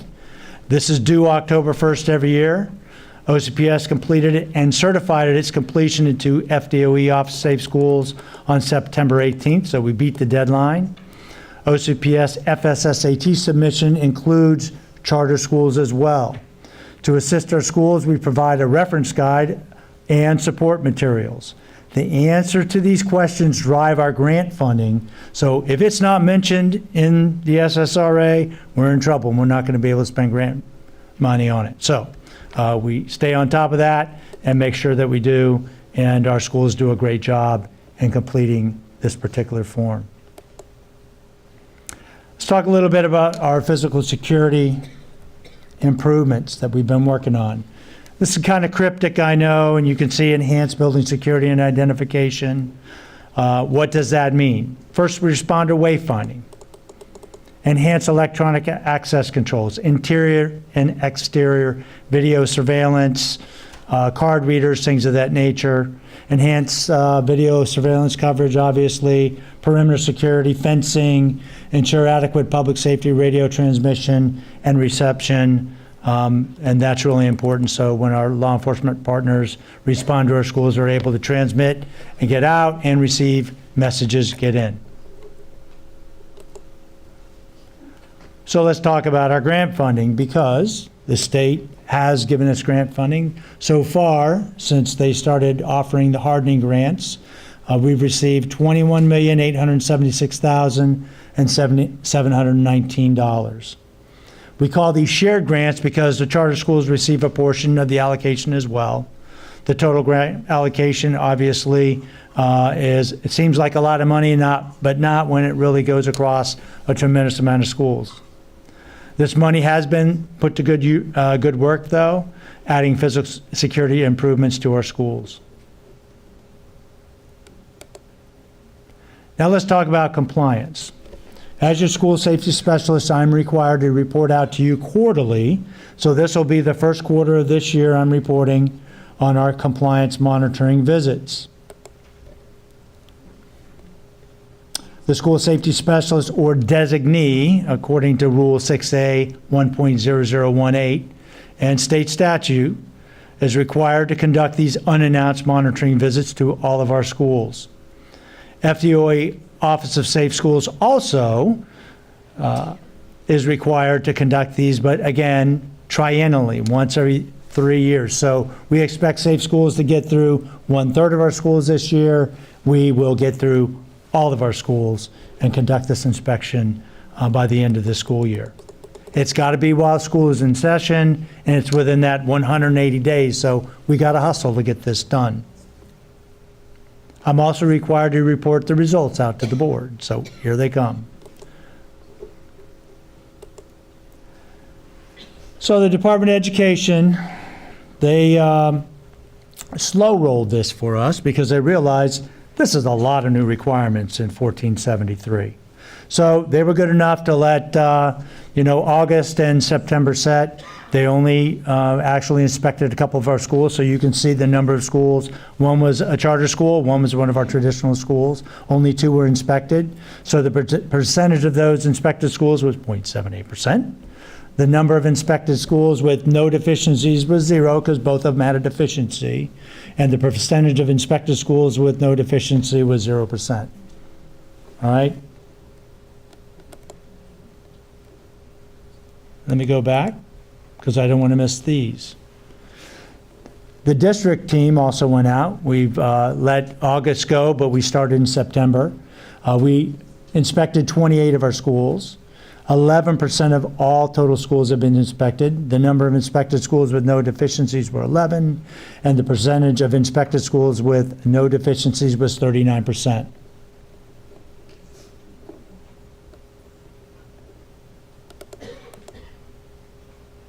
So let's talk about some of my findings and recommendations. My findings as your school safety specialist is that OCPS is meeting or exceeding the requirements set forth by the Marjorie Stoneman Douglas High School Public Safety Act, the Florida Administrative Code, and subsequent Florida laws. Why do I say that? We've had some deficiencies, right? Well, we may have deficiencies at an individual school, but we as a district, we're doing what they've asked us to do. They put it in the law, they put it in the rule, we're carrying that out as they require, and we'll fix all those deficiencies as we go along. We'll make sure they get corrected, and we'll put them right back on track. We've done the board policy improvement. You can see EBB, GCQF, GDQD, JICK. I think we've updated JICK, 8 times to keep up with the changes that we've had. So yes, it's been a lot, but the board's been hard at work getting it done, and the staff has as well. We've also identified, and this is what I have as a finding here, the need to enhance our electronic access controls to alleviate the burden on these our campuses, because it's just a lot for them to try to manage every door to every building. So I have some recommendations. Again, here we go. Expand our electronic access control. Expand video surveillance systems to coverage through use of technology. Continue to mature competency-based school security and emergency preparedness skills. Continue to implement our best practices through school safety and security procedures. Enhance school emergency communications along with electronic and physical security infrastructure hardening. Continue to conduct monthly threat management training to ensure our new school-based threat management team members receive training within 60 days. Expand and enhance weapon screening program at middle and high schools. And research technology solutions to communicate emergency messaging to our schools and our classrooms. And again, thank you for your support of school safety and security. We wouldn't be able to do it without your support. So again, we very much appreciate it. Well, Dr. Vasquez. thank you, Chief Holmes. I think that's been the best presentation you've had. Stuck to the script, ma'am. That was my point. But thank you. I got it. But we do appreciate all of the work you and your team has been doing. The new legislation on top of what we were doing before is a lot on our schools, and you and your team have established a relationship where they feel comfortable reaching out for support so that we're all working together to ensure our schools are safe. Madam Chair, we are ready to answer any questions or address any comments. Victor showed me an easy way to do this. I haven't figured it out yet, but Vice Chair, you're recognized. Thank you, Madam Chair. I want to thank all the work that you and your team have done to keep our schools safe. And it's not just the work that you did in presenting tonight's presentation, it's the work that you've been doing for years. Before I even was a board member, all the work that we did after Sandy Hook and securing, I think we were one of the first districts to really implement some of the safety measures we did in our schools across the district. So I appreciate your leadership and what you've done to make us safer. When the law passed, the Marjorie Stoneman Douglas, when that law passed and it implemented, it required us to have all the doors locked. And I was a little nervous about that being implemented and what that would look like. Because it varies from school to schools, but it has been burdensome on some. We've had teachers get locked out, students get locked out. What we found is the upside is kids are staying in class, they're not skipping, they're not in the bathroom vaping. So there has been some positive unintended consequences that have come out of the Marjorie Stoneman bill. But I know when we first talked about it, when we were putting in policy, I had questions and concerns about how we were going to implement it. And to be honest with you, I know there's still concerns, and we need to do some stuff to kind of shore that up, to make it easier on our teachers, our staff, and our educational professionals. But in looking at these numbers, 39%, I'm glad. I'm happy that we have everything locked. And I know that 39% doesn't represent unlocked doors. It could be stickers. It could be compliance issues, that we just didn't fill out a piece of paper correctly or didn't fill it out at all. So I don't want anybody to think that 39% was, it could have been something very simple. And it would still be a deficiency because that's how we have to report it out. But I'm happy with how things have gone. I'm looking forward to the card readers getting implemented, because I think that will make everybody's lives a lot easier. But I am very confident that our schools are some of the safest places to be, and are much safer now than they were in 2018 when I joined the board. And that's in large part to your leadership, our superintendent's leadership, and Mr. Pacheco and his team, and all the great work that you guys do. So thank you for thinking of everything, because it seems like you guys do. You think of everything. If I come to you with a question like, what about, like, well, we thought about that, and this is what we've decided. So you're thoughtful, and you try to look at every avenue. So just thank you. We appreciate it. Now, Member Front. Thank you. Thank you so much. Seriously, you are an excellent leader to be in charge of the safety and security of our schools. I truly appreciate have a great team. You really do. You can't do this by yourself. They do fantastic work. Yes. Well, you represent them well. And so I appreciate that. And your team, every one of them, every SRO I ever meet or talk to, they are just the most friendly and wonderful human beings. So I really appreciate every one of them. That's just one component of the safety and security. And I know in my own community, safety and security has been really a top priority these last couple of months. I think for all of us, just with all the seems to be threats have been like the thing makes you wonder if it's got to be something on social media. They've slowed down. Thankfully, yes. But I do believe that is from Dr. Vasquez. I appreciate just the hard stance that all of us have taken. Again, it's a team effort, and the stance of there's going to be severe consequences if you make a threat or bring a weapon on campus.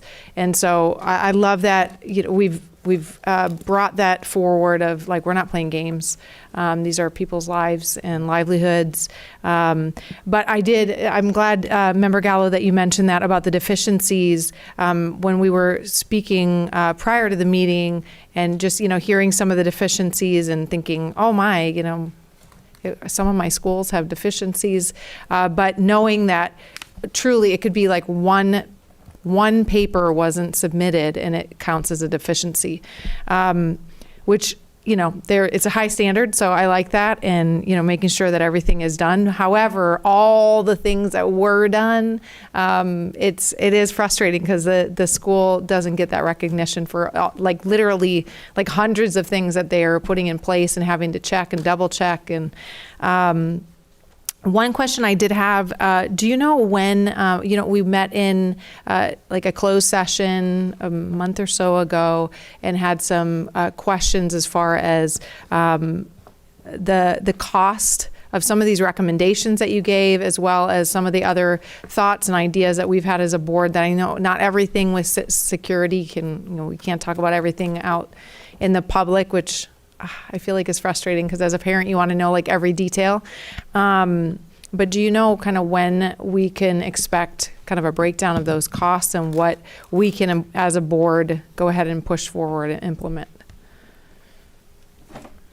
So you're referring to cost of like the metal, the weapons yes. screeners, yes. Or other. I know that there was quite a few different ideas. I apologize. I thought we had sent that information to the board, so it may have been an error on my part where we broke down the cost of the 12 security officers and any additional equipment. But I'll double check, and you'll have it tomorrow because I know the team already put that data together. Perfect. Did you get it?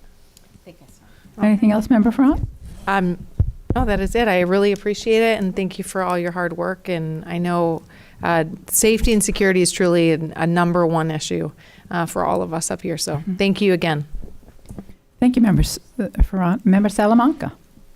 Thank you, Chair, and thank you, Chief Holmes. I echo, we have such respect for you and your team and keeping our schools safe with the limited resources that we have and with the growing demands that we also have. And so kudos to you for balancing that and still keeping a really high standard of what we expect and of safety.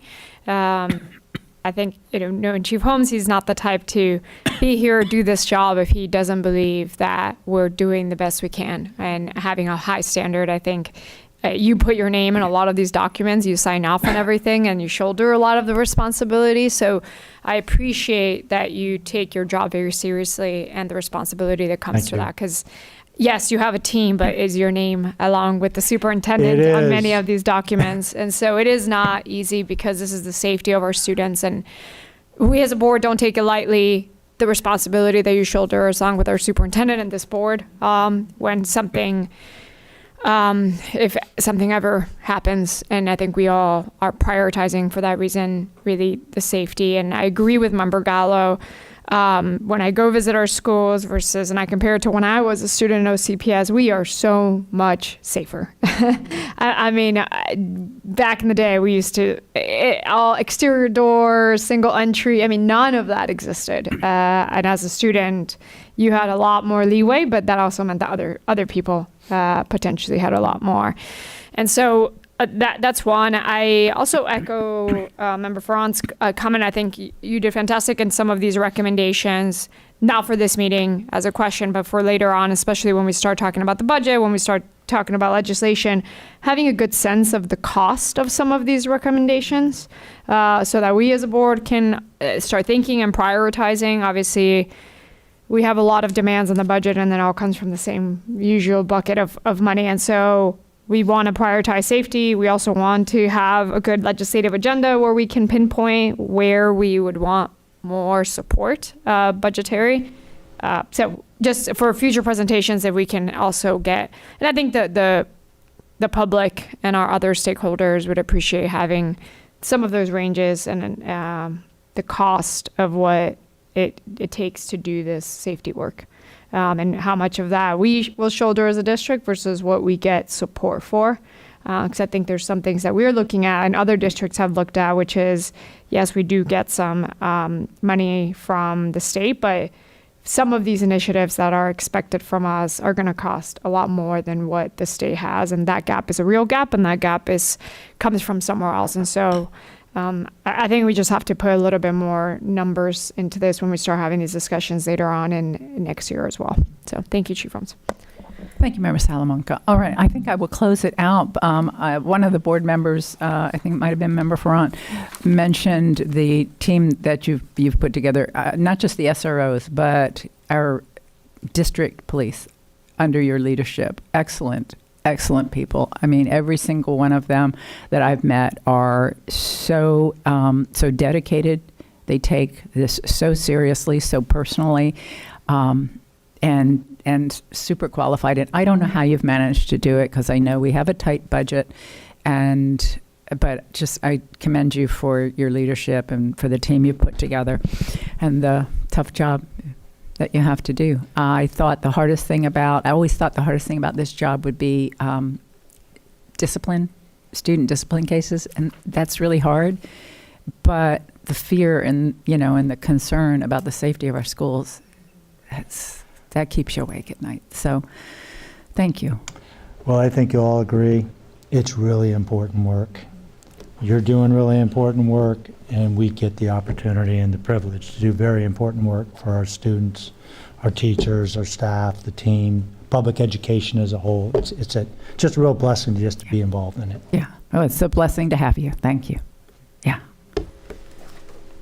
I would call it luck, but somebody made the good decision to hire you, so it's better than luck, but we're all very fortunate. David, you as well. Thank you so much. Okay. Oh, I'm sorry. Member Byrd. No, it's okay. Real fast. Mary Chief? Bridges. Chief? Before you leave, I just wanted to just give a shout out real quick to Mary Bridges and her team, because, Chief, we've had long discussions about the other piece to this, and the big piece to this is prevention, right? And keeping the kids from getting to a state of mind where they would ever want to do something like this. And the amount of work and resources that has gone into making sure that those resources are there for our kids, and that our staff is trained on how to recognize those struggles and how to help those kids, and our threat management team knows how to follow those kids and give them the services they need. That is huge and such an undertaking. So I just wanted to give a shout out to Mary's team as well, even though I know that you all work on all this together. I just think that that's such an important part. So thank you both for all of your work. Now you can go, I promise. Okay. That's all right. Okay. I think I'm supposed to read this. Item 2.05 on observations and celebrations. All proclamations were adopted by vote of the board at the August 27th, 2024 board meeting as either celebrations or observations. The list will remain on the agenda for the entire school year. Let me check, John, with you. Do we have any public comments on any of the items in front of us? You have two speakers on item 3.01. Okay. And Madam Chair, with Yeah. respect to item 3.02, the board received a written comment from RJ Mueller, and I'll go into that when we get to that policy. Let me ask it. Does the board have any objection to moving up the consent agenda and taking that up? Because that's a quick up or down vote? Okay. With that said, is there a motion to approve the consent agenda as amended? A motion by Vice Chair, second by Member Salamanca. All in favor, please say aye. Aye. Opposed? Motion carries unanimously. Okay, let's take up item 3.01. Mr. Pomeroy, I'm sorry. Superintendent, you're recognized. Thank you, Madam Chair. This evening, we bring before the board revisions to policy BG, school board policies and policy process. As a reminder, we held a work session on September the 24th of this year. There was notification to the Classroom Teachers Association and OSPA on the 25th of September. We published the information on the 29th of September. We held a rule development workshop on the 15th of October, and we are seeking approval to the revision to that policy this evening.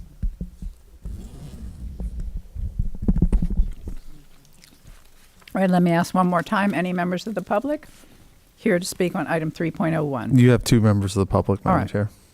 Your first one is Joan Bannister. Okay.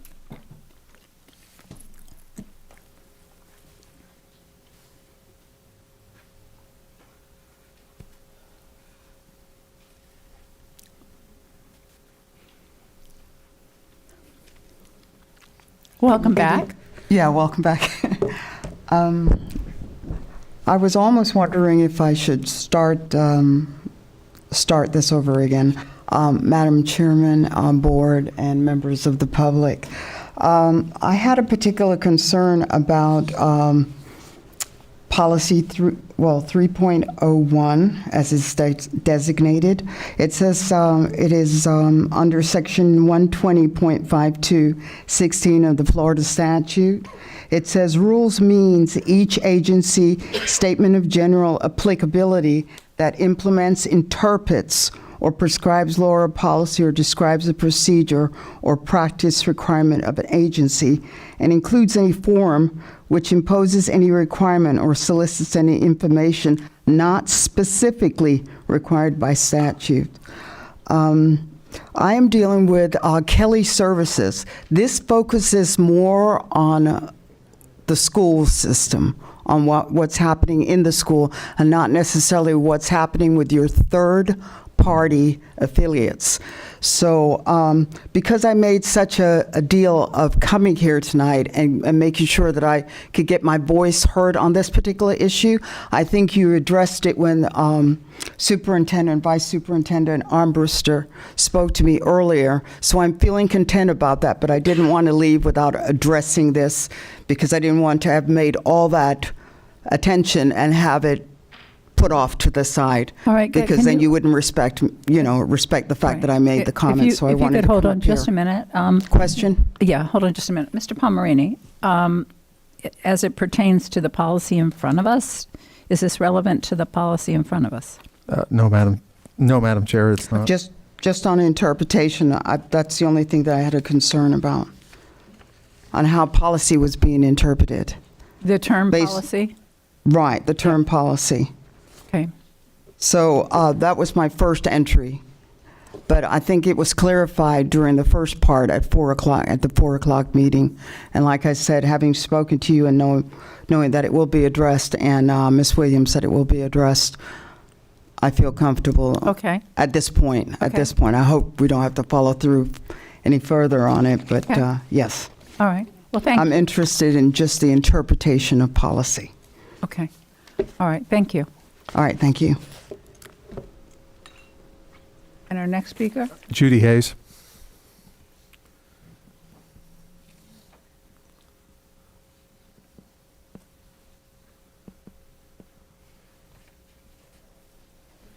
Hello, Ms. Hayes. I do not have control over the height of the podium right now. Well, Thank you. I used to have some. Thank you. And I apologize to our last speaker. I was trying to find the little button I used to have so that I could lower it. So I apologize to you. All right, Ms. Hayes. I'm good at it by now. It's fine. Thank you. Thank you very much, Board. I appreciate the opportunity to come speak with you on the agenda for a change. It's been a while since I've had an agenda item to bring up to your attention. But I specifically wanted to talk about this policy, BG, and I think it's subsection 8. My phone battery died, so I'm doing this without any notes, so you'll have to forgive me. But there was a provision, and it was discussed ad nauseum at the work session, about imbuing in the general counsel the unilateral authority to make technical changes. And there was some discussion over what was a technical change versus a substantive change. And I just wanted to kind of flag that issue from a parent standpoint. If we're just blindly aligning our policies with anything that the legislature brings up, that is a huge concern of mine as a parent, as a teacher's advocate. I don't think that that's necessarily in the teacher's best interest. I know it's probably not in the student's best interest or the parent's best interest. So if we could reopen that issue, and if that's something that the board wanted to discuss before we just passed that, I really think that deserves a little more attention, so that we're not divesting the board of the statutory authority that you're supposed to have, and imbuing that in a third party, whether it's the general counsel or anyone else. You know, I don't think that that's appropriate to shift that burden from the board to another party without significant analysis before we undertake that. Understood completely. Where the board ended on this was that the board did not give that authority unconditionally to the general counsel. And the only times we're talking about is when it is mandated by the legislature that we adopt a policy. But even then, the board wanted to make sure the board was aware this was the interpretation or the understanding of a general counsel, that we would all be put on notice ahead of time, and that any one of us could then call for a a board discussion and a traditional process of adopting it because of all the concerns that I must be rattling around in your mind and rattle around in my mind. And I may have explained, but as a county commissioner, my experience was, and I'm going to offend somebody, but I won't use any names, that occasionally the county attorney was used to accomplish the mayor's agenda. And so I would propose something and it would be, that's not legal, you can't do it. And so it was kind of a weapon. And after that experience, I am particularly aware of the power of the general counsel. And it's actually part of a discussion that we had with Mr. Palmerini, as part of the hiring process to make sure that the relationship always stays as it should be. So your concerns, very valid. And I think that we've addressed them in the way that we're handling it, but thank you for raising it. And we'll have a board discussion about it right now to make sure we're comfortable. Thank you very much. Thank you so much. I apprate that. So You got to watch those lawyers. That's really the point. Well, maybe it wasn't the lawyer, maybe it was his boss that hired him. But anyway, okay. That's. Thank you very much. Oh, you're a lawyer. Yes, Oh, sorry. Yeah, gotta watch. Sorry, I forgot to add that little bit of context All right, there. so let's open this up then for discussion by board. Thank you. Thank you very much. Okay, so Member Byrd, was this for this or from forum? Okay, thank you. Vice Chair. Thank you, Madam Chair. And we did, Mrs. Hayes is correct. We did have a lengthy conversation, and one of the guardrails that we put in place that I think made the whole board feel a lot more comfortable, is that any changes, whether technical or not, would be on the non-consent agenda. So it would be open for discussion by the board. We wouldn't have to remove it. If we wanted to discuss it, it would already be there for the board to discuss and for the public to come and comment and discuss with the board. So I think for me personally, having that non-consent on the agenda gives me confidence that we will handle these appropriately, and we will be transparent with the public so that the public could also talk to us as well. Thank you, Vice Chair. Member Salamanca. I was going to basically say what Member Gallo said, which was, I think, any one of us still gets told what is going to be considered technical by council. Any of us could bring it up for discussion, as well as the public will have it in that non-consent agenda. So it's not kind of the consent agenda that gets voted on with all the things underneath.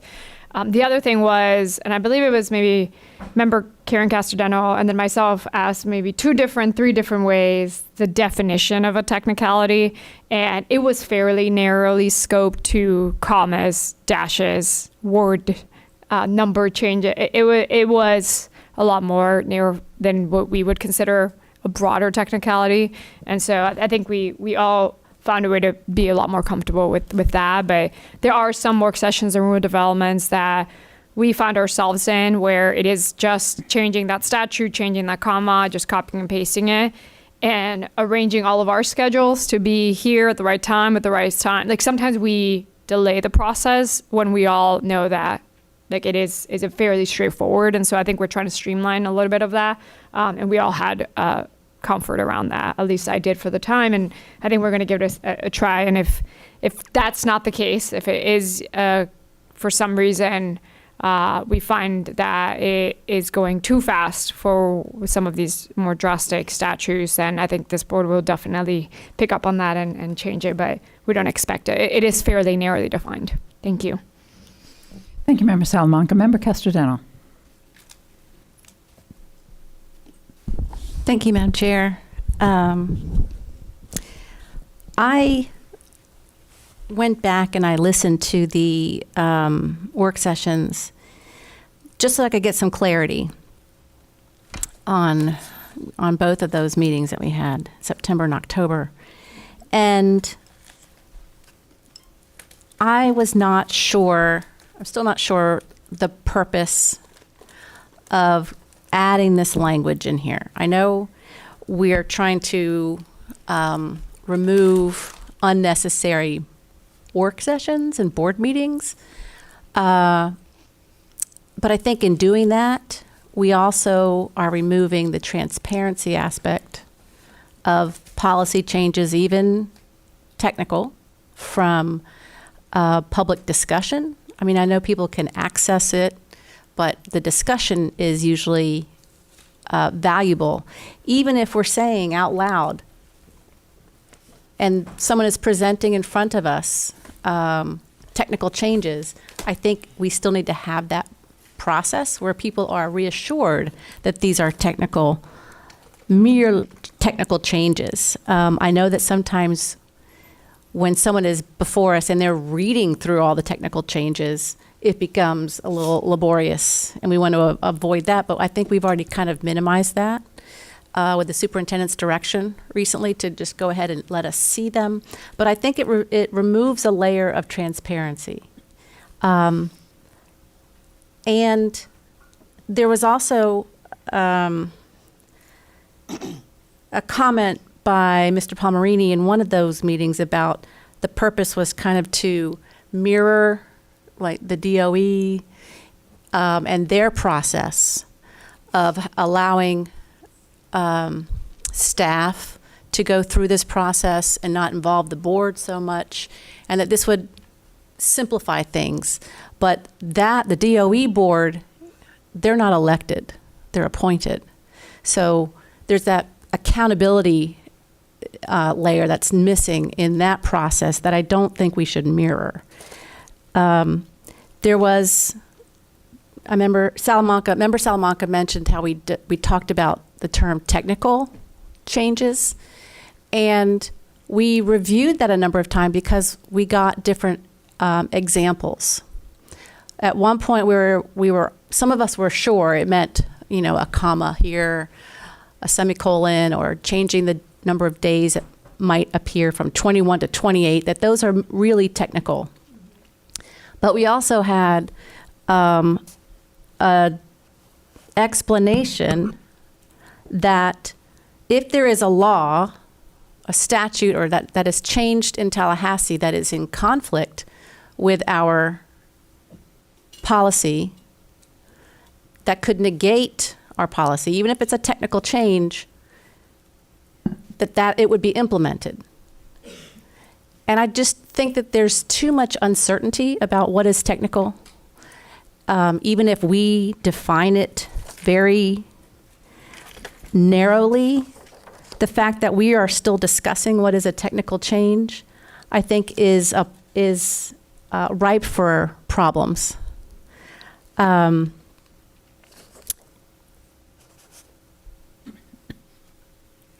I know this is an effort to kind of simplify the process, but to me, taking it from statute, comparing it to our policy, deciding if it's a technical change, notifying the board members, this is merely a technical change, we're going to put it on the non-consent agenda.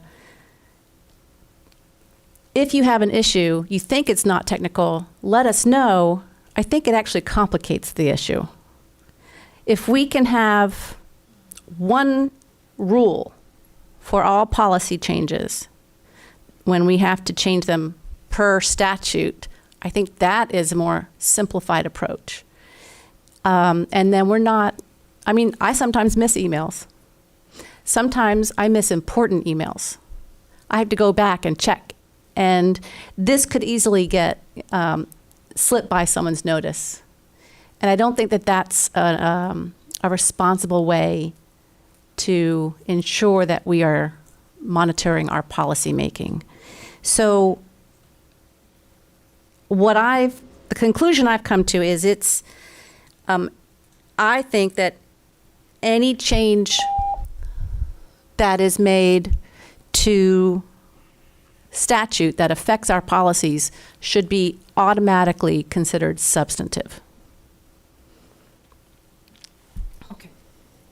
Let me hear from the general counsel first. I was going to respond, but let me hear from you, John. So a couple things. Number one, the change in process to mirror what DOE does. That was from a statute that was passed by the legislature to delegate the board's policy-making authority to the superintendent. The board pretty uniformly said they didn't want to do that.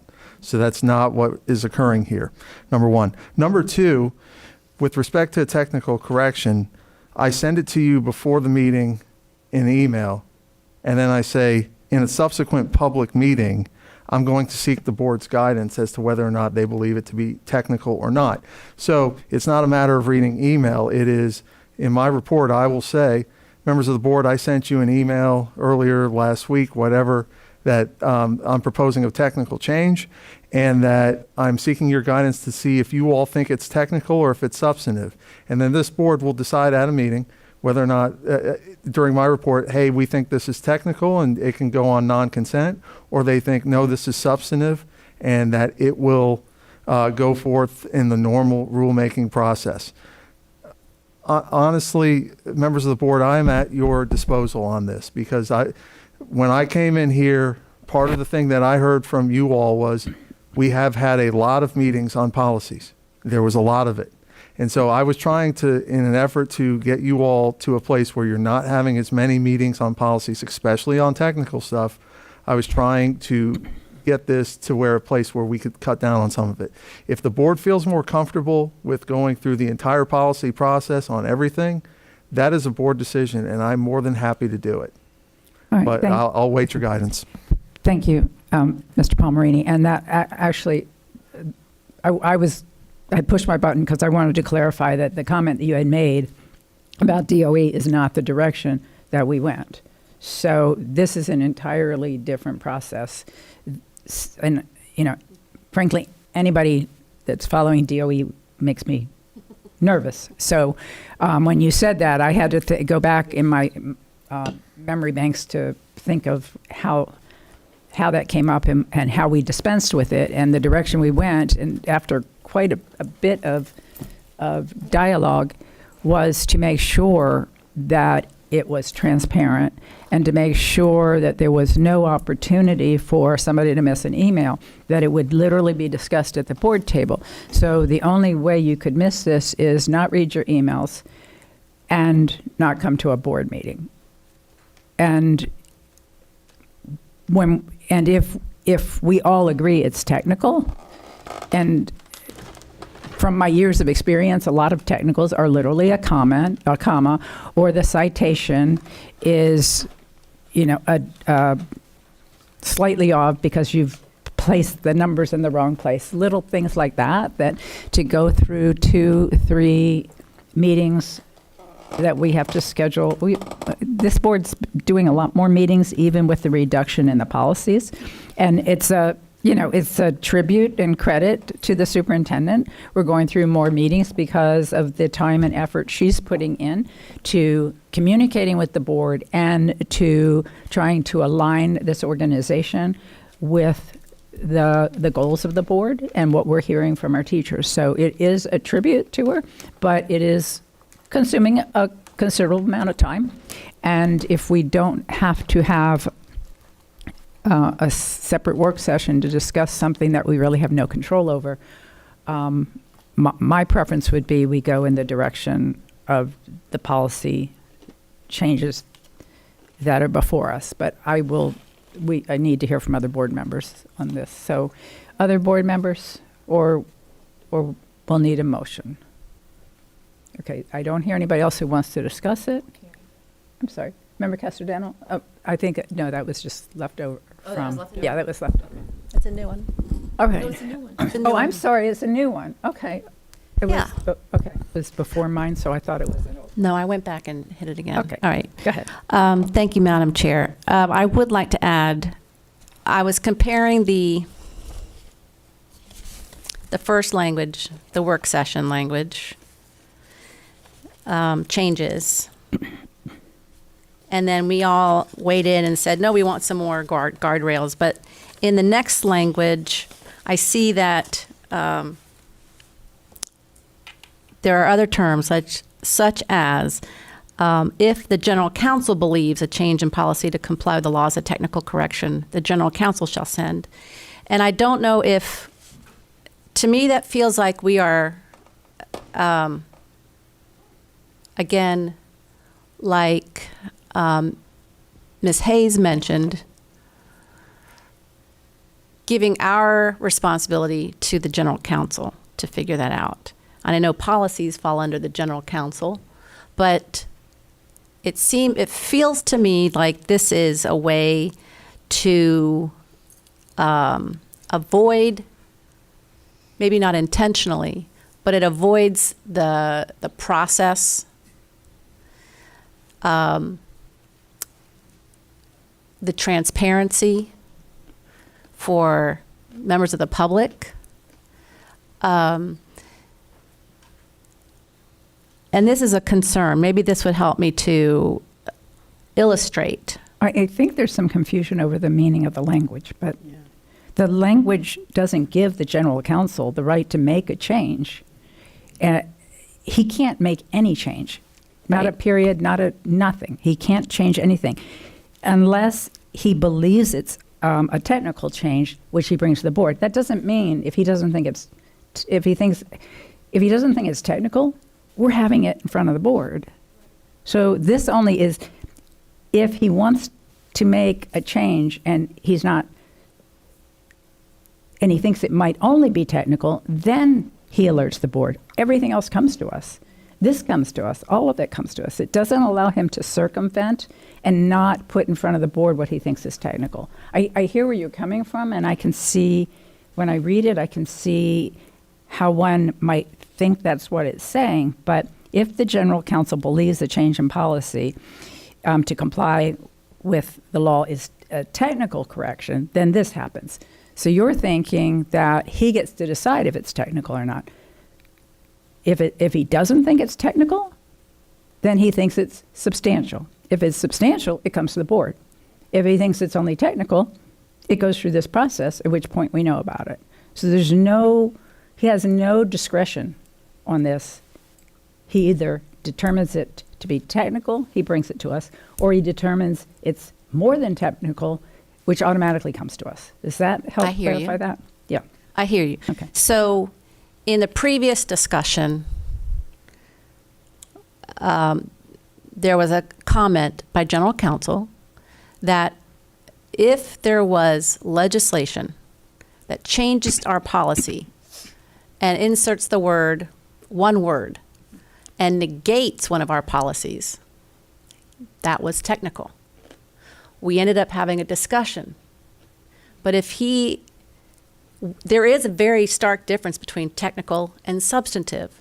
If he was confused at that point in his guidance to us, I wonder if when general counsel recommends to the board that this is merely a technical correction, people may not read any further. So this is a way for the board to have more reassurance. It doesn't mean you have to waste valuable time in a meeting. It's just the process should be more direct. And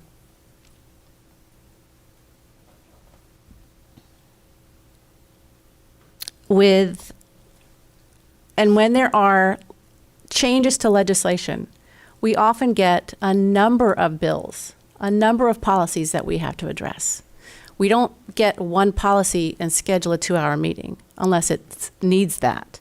So if there are technical corrections that are actually technical, we can tag those on with the other policy work sessions that we might have. So I don't see that as really taking up more time. I just see it as the board will make that decision of what is technical the first time around, not after someone else has decided it's technical for us when that could be in question. And we're the ones accountable for the policies. Member Farran? Okay, the way that I am seeing this, and maybe I'm seeing it wrong, but the way I'm seeing it, first of all, I fully trust that our general counsel is not going to steer us wrong in the sense of legal stuff. This guy is like a walking legal textbook.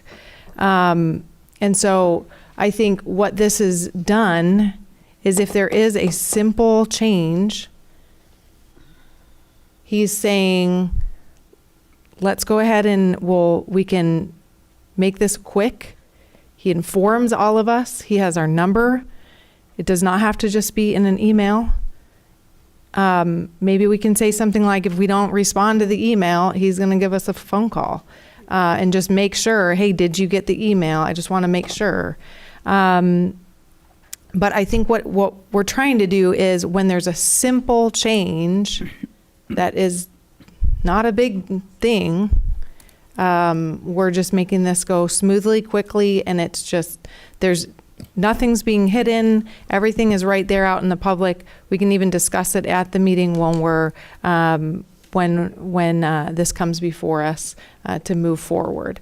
But if the board decides after the general counsel says, hey, I think this is a technical thing, if one of the board members says, I don't really think this is technical, I think I would prefer to have this brought before, then it comes before us. I really didn't think this was like a big debate. Am I seeing it wrong? No. Okay. Vice Chair.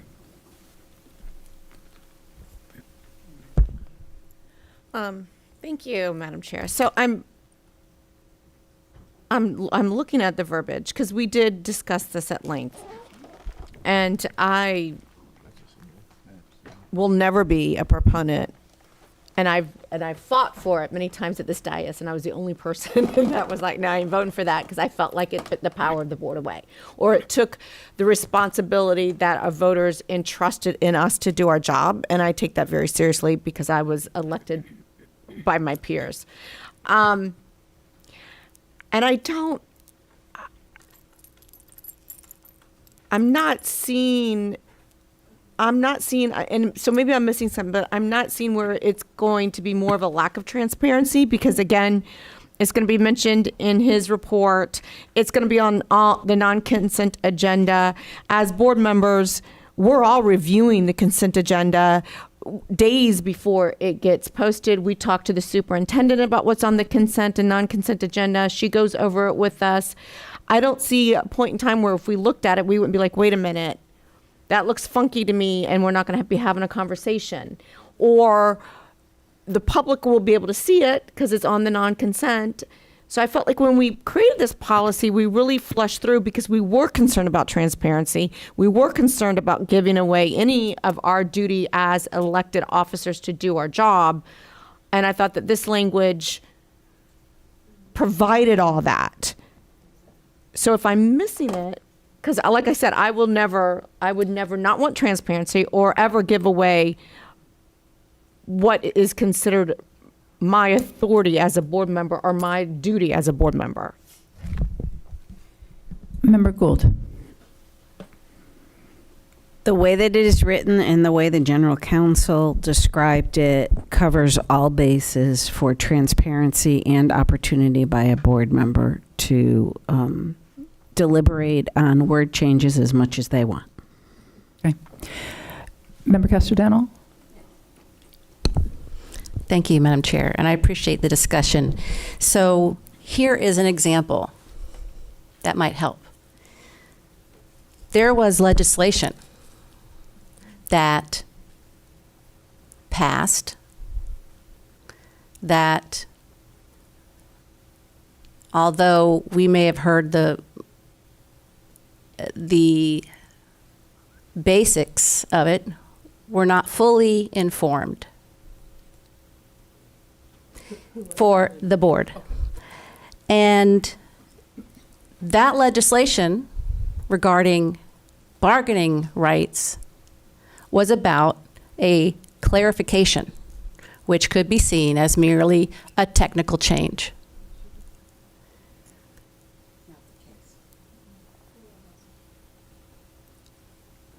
If that was seen as a technical change or a clarification, it may go unnoticed when the general counsel shares with the board their interpretation, their guidance, their counsel. This is merely a technical change.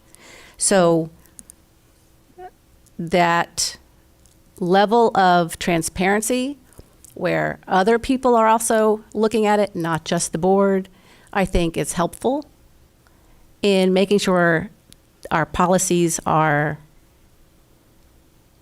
fully understood and expressed in the public.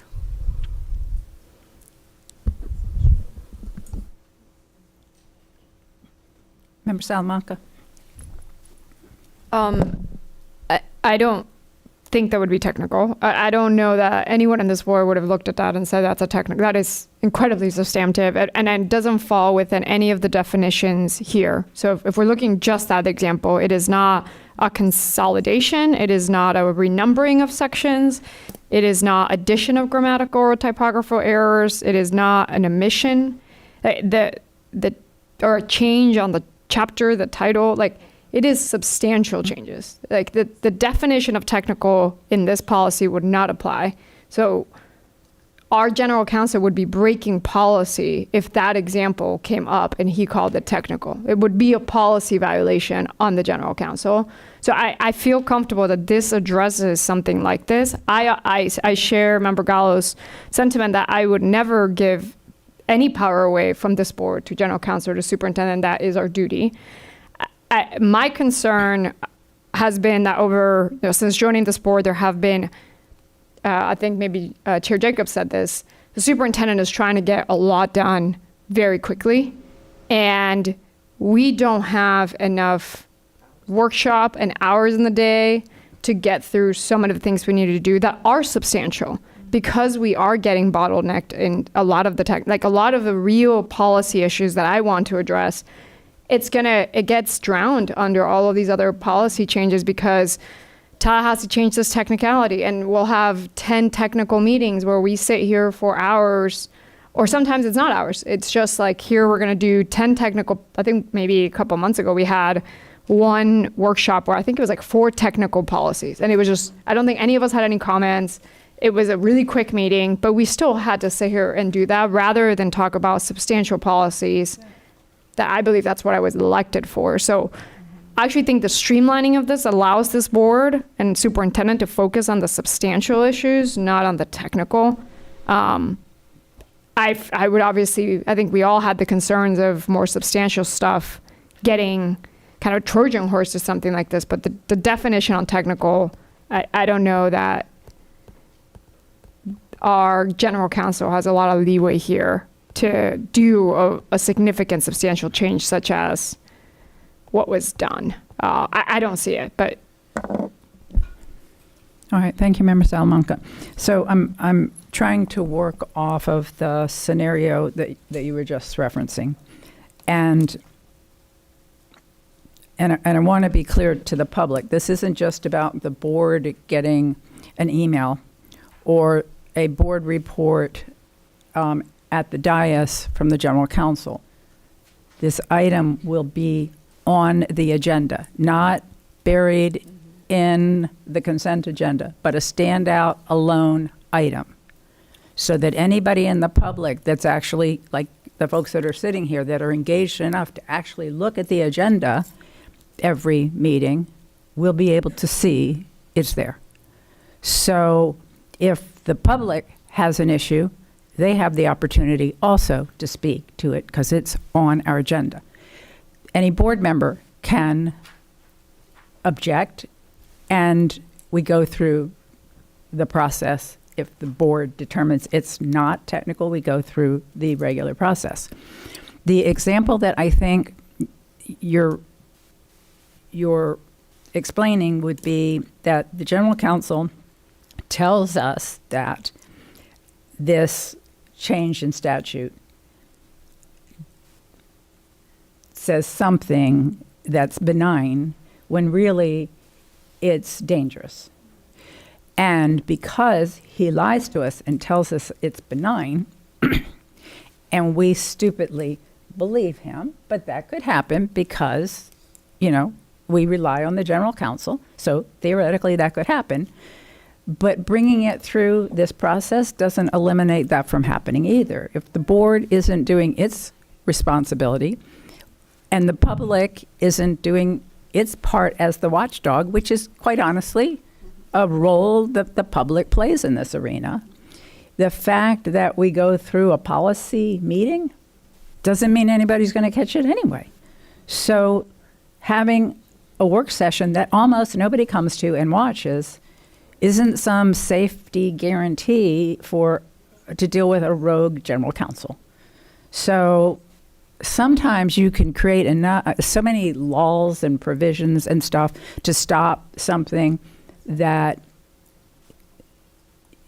you can only stop by paying attention. So if this is made to keep us from dropping the ball after you leave, because if you were here, we wouldn't get away with dropping it. I don't think that the alternative of 2 work sessions or a work session of rule development and then a meeting solves it either. We either need to be paying attention and doing our job and have the right general counsel, or we got a serious problem that I don't think gets solved with changing the language. Member Byrd, hang on, are you comfortable? Okay, all right. Okay, well, she's good. Then never mind. Well, then, okay, just for my own. Well, I was just going to say, I felt what you said. I felt like having a workshop doesn't really provide any more clarity or transparency because we don't even allow the public to speak at workshops. No. Okay, so maybe the advantage would be that they have more time to comment to us or to reach out to us, but if it would still be, with it being on the agenda, they can come to a board meeting, it's non-consent, they can speak on it there. So I feel like there's a lot of safeguards in place there, and nothing in this policy says he can make any changes at all without our approval. So I'm comfortable with it. Okay, one thing I do, because a couple of board members have talked about not wanting to relinquish any control, just for the record, some of you were on the board, some of you weren't, but there's actually several policies that when they came in front of us, a little uncomfortable, but I pulled back some authority that the previous board had relinquished that gave more control to the superintendent. And so I think each one of us, it's not personal, but each one of us believes that the role of this board is extremely important, and that we're the ones, at the end of the day, who are accountable to the public. We're the ones who are accountable to our students. And if something goes wrong, we're accountable. The superintendent is the one we hold accountable for all the operations.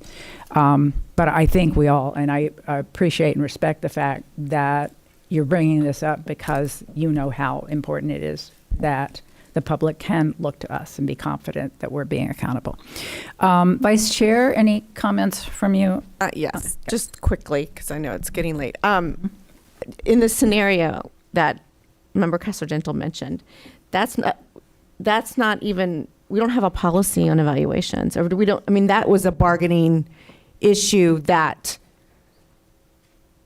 had to be decided between the bargaining unit and then eventually came to the board, but impasse. So like that, for that particular example, we would never have seen it. Like it would never have come to a policy. It wouldn't have been a technical change to a policy because that policy doesn't exist.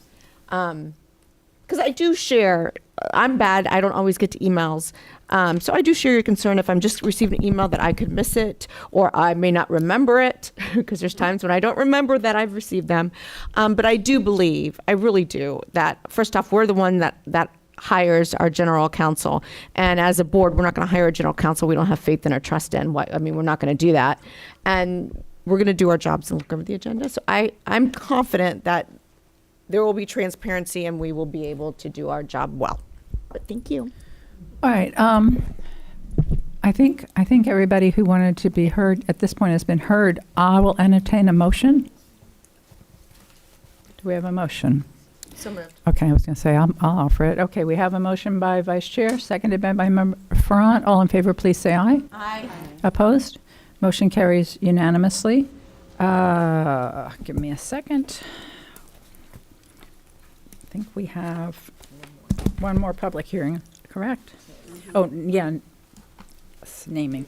All right, 3.02, Dr. Vasquez, you're recognized. Thank you, Madam Chair. We bring before the board the revision to policy FF, naming or renaming schools, buildings, and facilities. We held a work session on the 17th of September. Notification was made to both the CTA and OSPA on the 25th of September.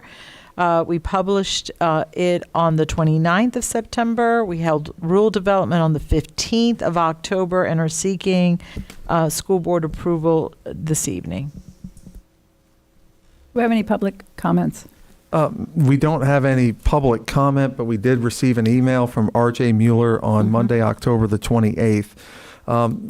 The two really areas that I think could affect the board's deliberation are one, I didn't hear a reason for limiting names to just 3 names, so he thinks maybe you could have more than that.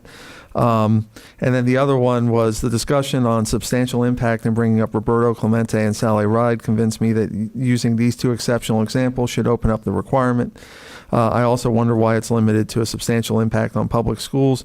What if there was someone exceptional in history that had a tremendous impact on society in general? Frederick Douglass, Abraham Lincoln, and 2 already mentioned, Roberto Clemente and Sally Ride come to mind. So to the extent the board and you all had discussion during your rule development workshop wanted to take out the substantial impact on public schools, I think you would have the discretion under this email to do it. And if you all wanted to say more than 3 names under this comment, you all would have the discretion to do it. So I will leave that obviously up to the discussion of the board. Great. Thank you very much, Mr. Palmerini. Okay. Board discussion on the on those 2 issues. Vice Chair, you recognized. Thank you, Madam Chair. I would recommend that we take out the substantial. I know that we discussed it during our work session, and I would like to remove that word in regards to the 3 names. I don't know that we discussed a reason behind that. I think that's just how we've always done it. We always just narrow it down to 3, and the 3 to come before the board. I'm sure that Mr. Palmerini could tell me if that's in board policy or not. It is. So it's not in this policy, Mr. Palmerini, is it? The 3 names? Yeah, it is? Yeah, the superintendent shall present 3 recommended names based upon input. Okay. For the new school buildings. That makes perfect sense. It's late. I'm getting tired. I don't have a problem with the 3 names because I know that the vetting process that we go through looks at all names, and then it's really the 3 names that come from our community. It's the top 3 vote getters that come before the board. So I don't have an issue with that. Thank you. All right. Thank you. Member Ferrant. I echo Member Gallo's comments that I think we can remove the substantial impact on public schools. Maybe even just if we want to say substantial impact on public schools and or on our community, society. I don't know if we even need that. But I do think there is something about, if we look at like some of the names that have been stated with Sally Ride, those types of things. Maybe she didn't have an impact on like public schools, like per se, but really she had a huge impact on the community or our nation. And so I don't know if we want to add that. And then I like the 3 names. I think we do that already with, I kind of like how it narrows it down and it helps the community sort of narrow in those names. Otherwise, we could have 10, 15 names coming to the board. I think 3 is a great. Right, yeah, exactly. It is hard for us to decide some stuff.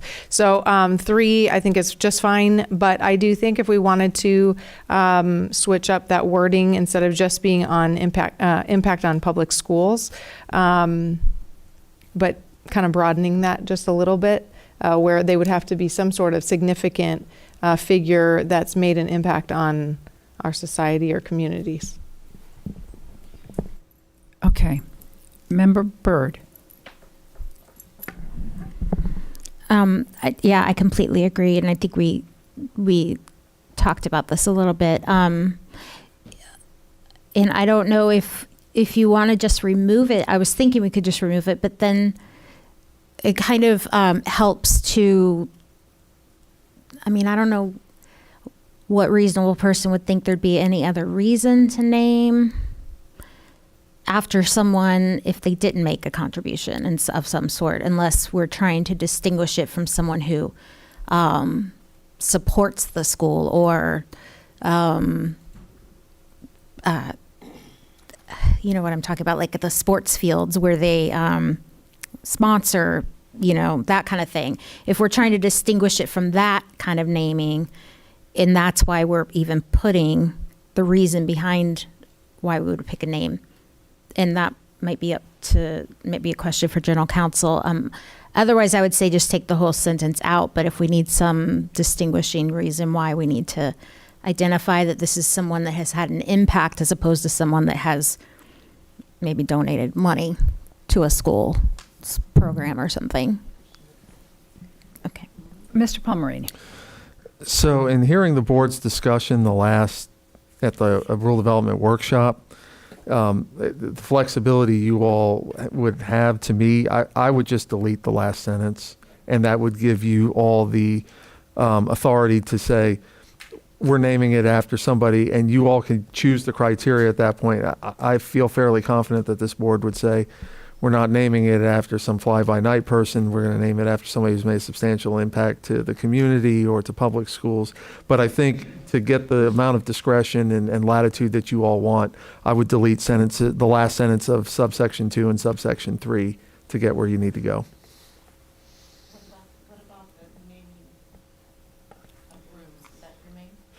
The naming of rooms, I think, would remain because, give me a second,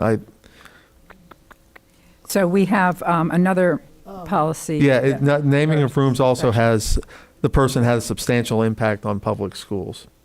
So yeah, probably to give you the flexibility you want, you would remove it there as well. Please, yeah, I'm next, but I will definitely cede to you. Thank Okay? you. I just have Thank you. a quick question. The B gives that paragraph is referencing the superintendent. So we're already delegating the name of individual rooms to the superintendent. Yes. So I guess my question is, does that make, since those don't come before the board, should it be something, I guess it's still a board policy. So yeah, I would recommend removing that as well. Thank you. I had to think it through in my mind. Okay, so you've addressed rooms. We've addressed new buildings. The existing buildings, school building facility. Okay, 3. Does that address 3? I'm trying to figure out, is rooms under 4 or where's, okay. 3 includes rooms? Okay, okay. All right, then I'm good. I think what I'm understanding we're on right this second is the idea of removing that language that requires that the person have had some substantial impact on public schools, removing that sentence entirely from both paragraph 2 and paragraph 3. And B in section 5, exceptions. B, we have substantial in there. That's what we were just talking about, the rooms and campuses. Oh, okay. I was trying to figure out where's the rooms. It's okay. And B. Okay. I'm understanding this. Comments on that proposal. Dr. Castrodell, you're recognized. Thank you, Madam Chair. I agree with the discussion, removing those 3 in each of those sections. I have a question about in policy 3, existing schools, buildings, and facilities, why it needs to go before the cabinet to be approved if the superintendent is already the one in charge of that, since she oversees the cabinet. Just kind of seems redundant. Is there a reason Dr. why that's in Vasquez? there? Currently, that is the process. It comes to cabinet. We have a discussion about it. I'm in there. We ask questions that come from the various chiefs, and the decision is made collectively. It helps to have the various chiefs in there that may point to something that I may have missed, or Dr. Armbruster is the one that typically brings those to the board. So it's just the process that I've had, that we do approval in a collaborative fashion. All right, I don't have a problem with the process at all. I mean, I would expect the cabinet would weigh in. I just didn't know if it needed to be in the policy, but I'm fine either way. Yeah, I hear what you're saying. Whether it has to be in policy or whether it's the practice. But I do think it's a very good practice, and I'm glad the superintendent's doing that, because it's a really important thing, and it's easy for one person to overlook something that's highly sensitive, and a lot of eyes are good. So I'd say leave it in there. If there's no harm in that, and it's what's going to happen anyway.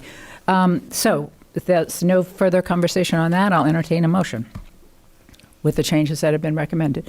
I'm sorry, Member Ferrant, is that a motion? Okay, we have a motion from Member Ferrant with the changes we've discussed. Is there a second? Second from Vice Chair Gallo. All in favor, please say aye. Aye. Opposed? Motion carries unanimously. Okay. We already took up the consent agenda. Give me just a minute. We have one more item that I would like us to take up, if we could, before the superintendent and general counsel's report, because I don't want to take up any more of Miss Lindsay's time. Linda Lindsay, as I think you all know, will be leaving us. Yeah, it is very sad. It's more than sad. It's like almost tragic, but we put time on the agenda for what I think will be a very brief conversation about the process for the search and hiring of her replacement. It just pains me to even say it.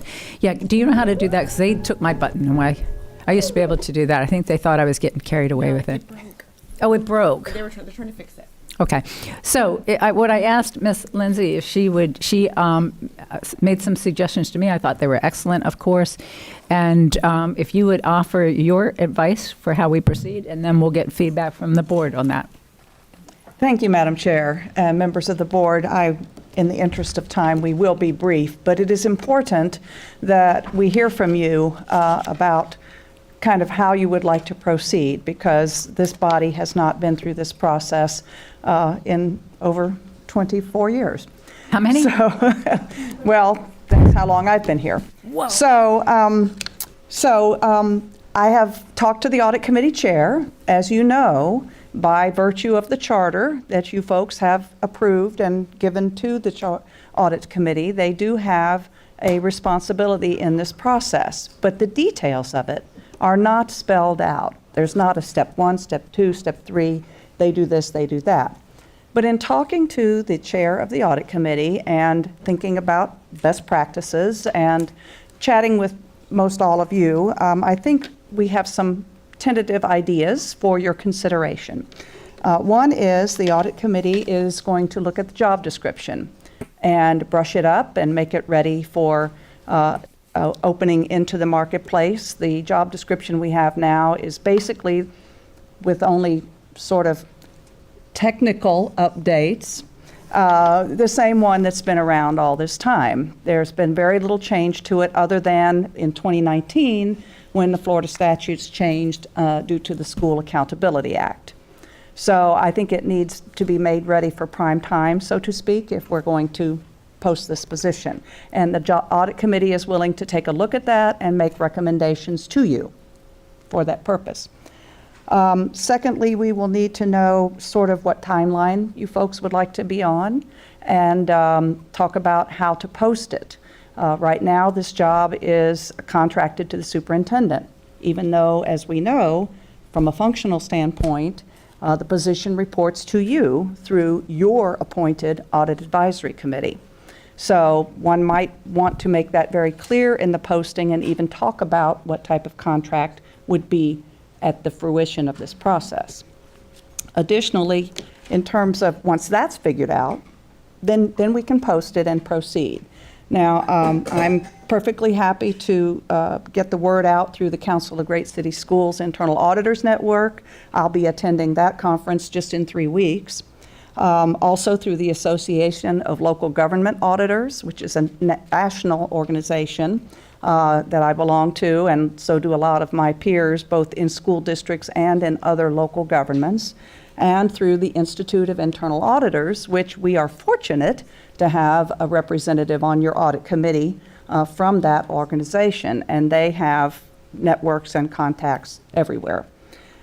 So another role the audit committee might serve, subject to your direction, is they could review the first applications and do a pre-screening for you and propose to you a short list for interviews. Again, subject to your direction. And they can participate in the interview process to whatever extent you folks find is helpful. 1 of them, 3 of them, 5 of them, none of them, whatever, however you wish to make that happen. So what we're here tonight just to ask you for some preliminary discussion, some preliminary guidance about some of these steps. The next audit committee meeting is November 12th, and we will have on their agenda review of the job description. That's already being teed up. I will be sending that out to them in their agenda package, as is customary the week before their meeting.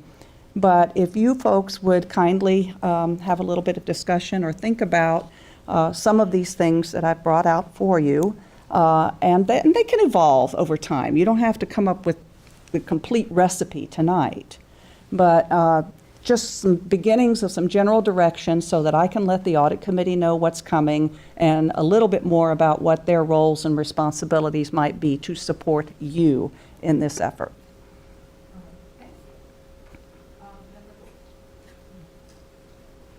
So I cherish the expertise we have on the audit committee and would appreciate any comments, reviews, and updates that they would suggest in the job description.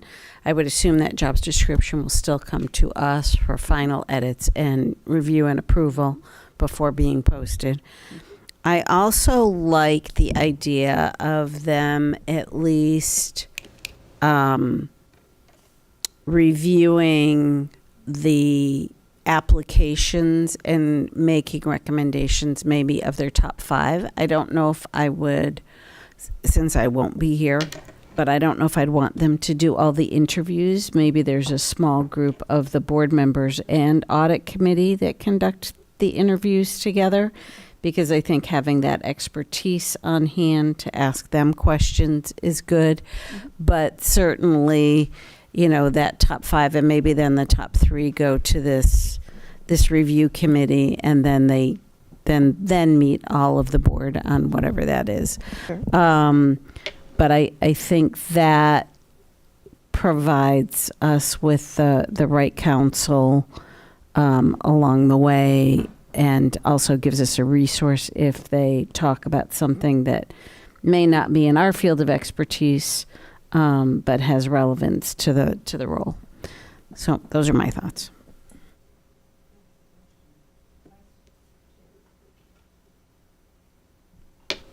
Thank you, Madam Chair. I agree with what Member Gould said. I think that kind of streamlines the process.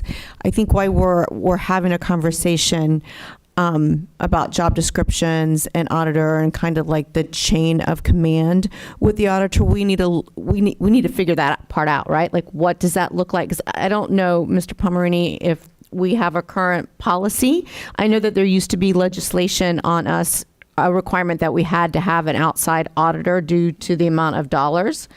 But I think that was repealed in some of the red tape that they were trying to get rid of for school districts. Was it repealed? I thought it was still in there. It is. So it wasn't in part of the. I don't think it was. I think it was in bills and it got dropped off. But I will check just to make sure. Scott's not in the room, is he? Yeah, there he is. Scott, did it get dropped? It was included. He didn't know. Okay. Yeah. So my suggestion would be what Pam said, in addition to, for the board to be very thoughtful in the process moving forward of who the auditor reports to, the evaluation of the auditor. Does that stay within the audit committee?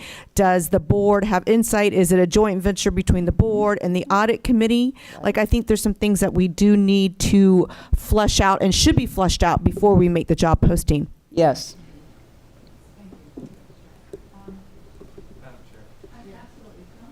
So it's still in the statute. It's that any school district that has local funds in excess of $500 million, which would obviously be us, shall employ an internal auditor. So it's. Report to the board, correct, John? Yes. Thank you. I sometimes read these futuristic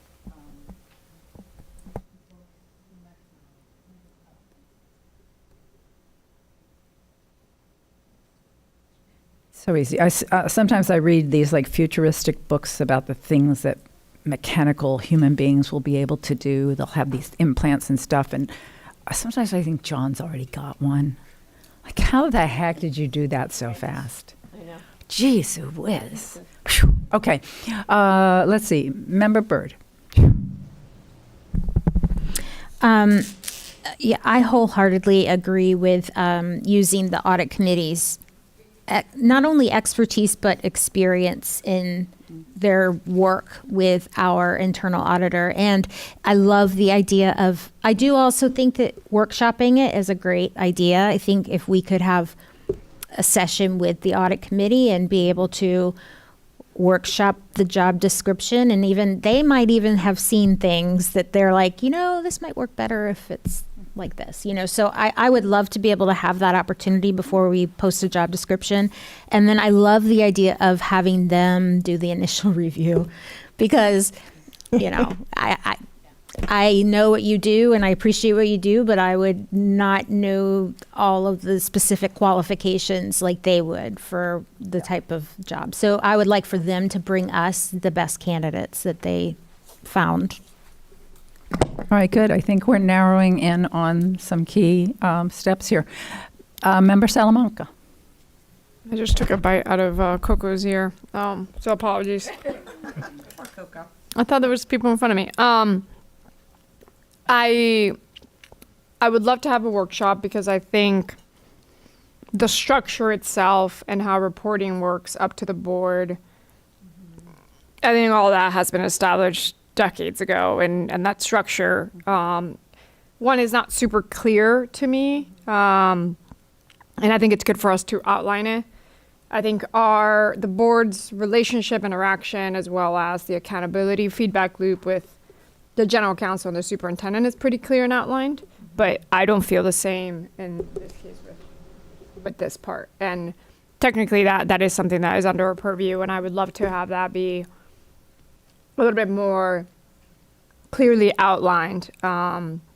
It's the work that you do is incredibly important, and it allows us to have checks and balances when it comes to all kinds of really important budget aspects and areas of potential concern. And this role will continue to be important. To our earlier point of, I do not want to give power away or duty away, and this is absolutely one of ours as a school board member. So I would welcome a workshop for us to, one, understand how things have been done, what are other districts doing, what are best practices, and if we as a board wanted to bring this type of role more aligned with what our other two roles that report to us looks like, what would that be? But we still have kind of a lot of your expertise and also the committees. My other question to you was, I know I have it on my calendar to be part of the auditor selection committee November 15th. And how are you thinking about that timeline, right? Because the auditor, this is the external auditor, right, will be working with whoever is in your next role, right? Are you thinking about, do you want to make that decision before you retire, or is that like how, just that timeline in general? Okay, that's a good question, but I can give you some comfort there. as your auditor, we oversee all auditor type selections. But the primary department with whom the external auditor works is the finance department. So we work with the audit committee and their designees, and you've been chosen by the board to be the board's designee, using a process that's in statutes for selecting the external auditors. But I don't direct them. Actually, if anybody directs them, it's the audit committee. The external auditors meet with the audit committee prior to the audit each year, and then at the end of the audit to communicate those results. And I sort of facilitate that, so my successor would do the same thing. But in terms of working with the contracted firm, that is primarily in the area of the Senior Director of Finance, Catherine Schussler, and her team, although they also work with grants and they work with facilities and they work with police, all of the departments, particularly when there's operational matters to be considered. But it's not something that's dependent on who's sitting in this school board auditor position. Got it. So you I don't think it see a can move reason for forward. that to be, the timeline to be impacted? I don't think so, except that they're sort of this work right now is happening at the same time. But no, I don't think there's any need to either hurry it up or delay it. Perfect. Thank you so much. That's my question. All right. So remind me, when are you retiring? Well, I have told each of you I want to ensure an orderly process and a smooth transition. I have loosely said the end of the calendar year, That's what but I I do thought. not have a hard date. And I am totally 1,000% committed to a smooth process and working through this the right way. So, well, and it's not my intention to, abuse that. Thank you. But I do agree. I think that a workshop with the advisory committee would be an excellent first step. But I did want to make sure, because that will take a little longer than this board just winging it, putting something together and hoping it's a good idea. So I agree with the board entirely. This is extremely important. The benefit that we will have of a workshop with you and the audit committee, it is invaluable to us and to the district. So we'll start there. And we've got several issues that we know that we need to work through, and they can start working on the job description now. And the superintendent and I will work on finding something that we can get on all of y'all's calendars and our advisory committee's calendars, which have got to be busy too. Okay? Yes. Wonderful. Yes. Thank you so much for sticking around throughout. This has it turned out such a long meeting. It's my pleasure. I So just wanted sorry. to be able to take your direction, such as it is at this point, so we can at least launch the effort in the right path. Perfect. But it's going to be one that's very Yeah. collaborative and lots of discussion. And I agree with the comments made by the board also about having them go through the resumes, narrowing them down. I like the suggestion that maybe one of y'all made about putting together a committee consisting of some audit committee members, a couple of board members, to then do the interviews. I think all those suggestions, I think, were excellent. I'm glad we had this opportunity to have this conversation, because group think is always better than individual think, unless it's you and everybody else disagrees with you, then you don't think the group is worth a darn. But in this particular case, we have a great group. And as has been said over and over again, I think all of us benefit from each other. So with that, you can go home. God bless you. Thank you so much for staying with us. Not at all. Thank you Okay. very much. We'll be in touch. All right. All right. Dr. Vasquez, for your report. Thank you, Madam Chair. I'm going to try and rush through this because it's been a long night. Last board meeting, Board Member Felder was not here, where we awarded a trophy to the two, we had a tie for the two board members that had the highest percentage of teachers that participated in the science of reading training. And so Board Member Felder, you had 26.7%. You were tied with Board Member Gould, so congratulations to you. We'll pass it down. Yes, and so we have reset, so you all have a fresh slate, and Dr. Brown Cannon is keeping track and will continue to share your standings, and hopefully those that were on the bottom. Who would those be? Who would those be? Well, I think it might have been District 1, District 2. By name, who are they? But honestly, we're so excited that you're helping us with encouraging our teachers, because we know how important science of reading is. Next, I wanted to make the board aware, as well as our public. On October 16th, all superintendents received a letter from the Commissioner of Education in regards to the increase in all of the threats that we were seeing across not just the state of Florida, but across the country. And as part of that letter, he has directed all superintendents to provide information to parents about not only the severity of making false threats, but the consequences associated with that. As you will recall, all of our students took part in a Canvas course that outlined those changes. And so we are going to make that course available to our parents so that they can access that information. We will be communicating with our families within the next week or so, and we'll also have it available on our website so that they can click and access the course. But primarily they'll be able to access it through their child's device. Do we have the slides very quickly out back? I know we were going to have a planning session.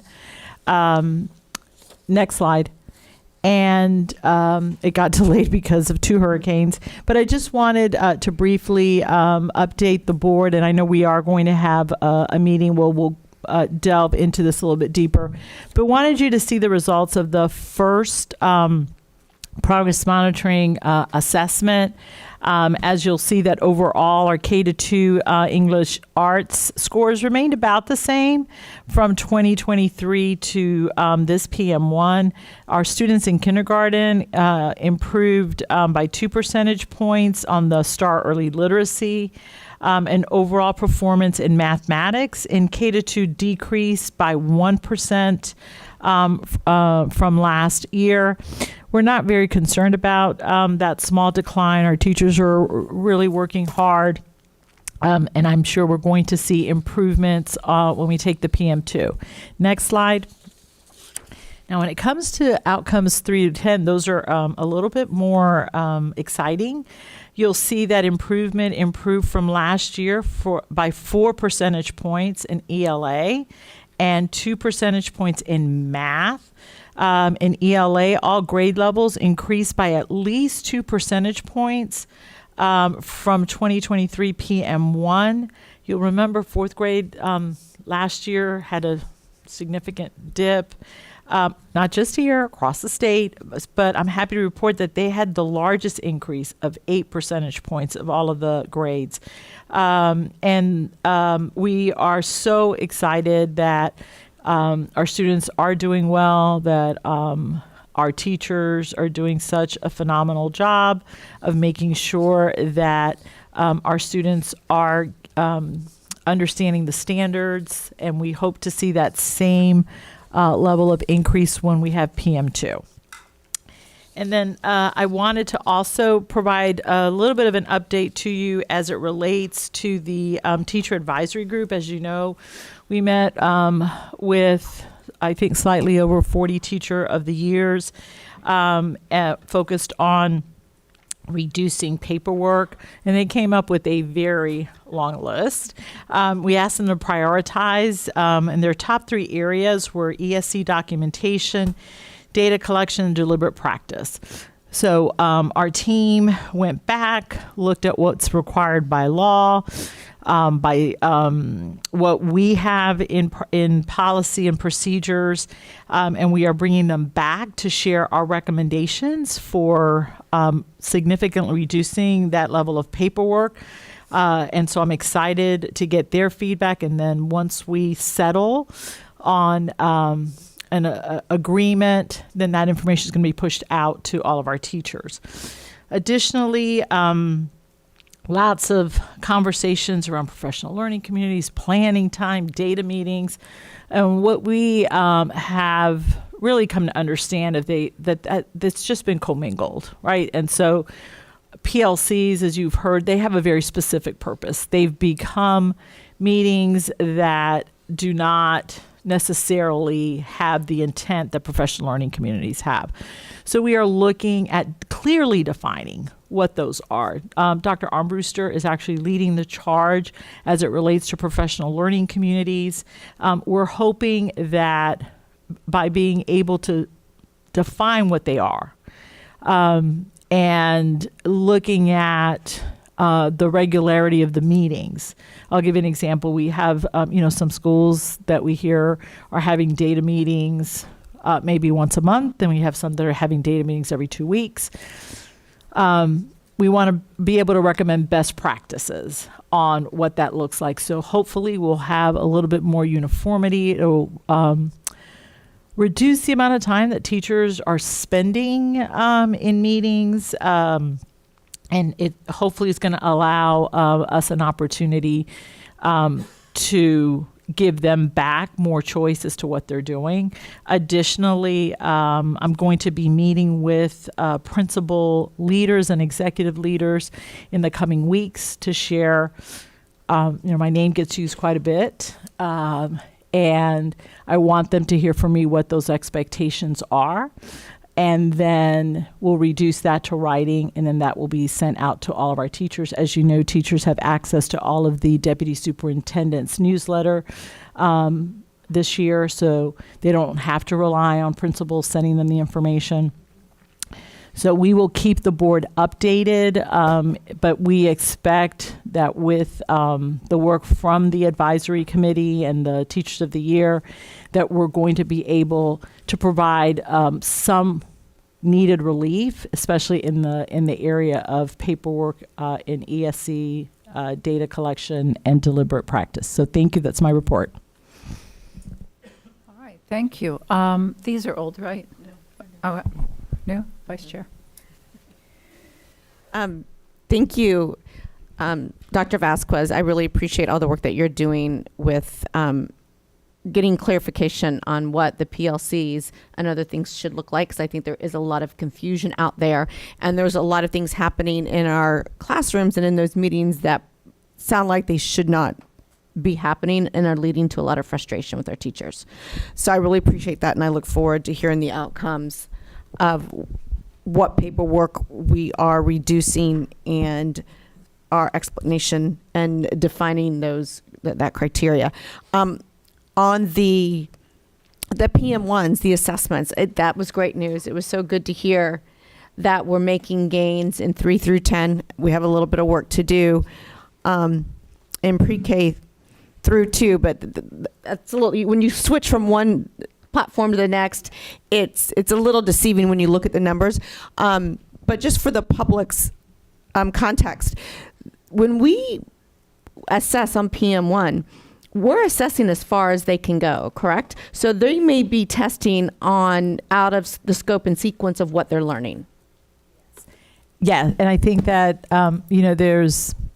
there's different points of view on the new assessment. I think one of the benefits of the assessment is that it allows teachers to see where the students are, so they can then differentiate and know if students already know this standard or the majority of the class knows those standards, then they can move on and maybe do a small group lesson with a handful that does not.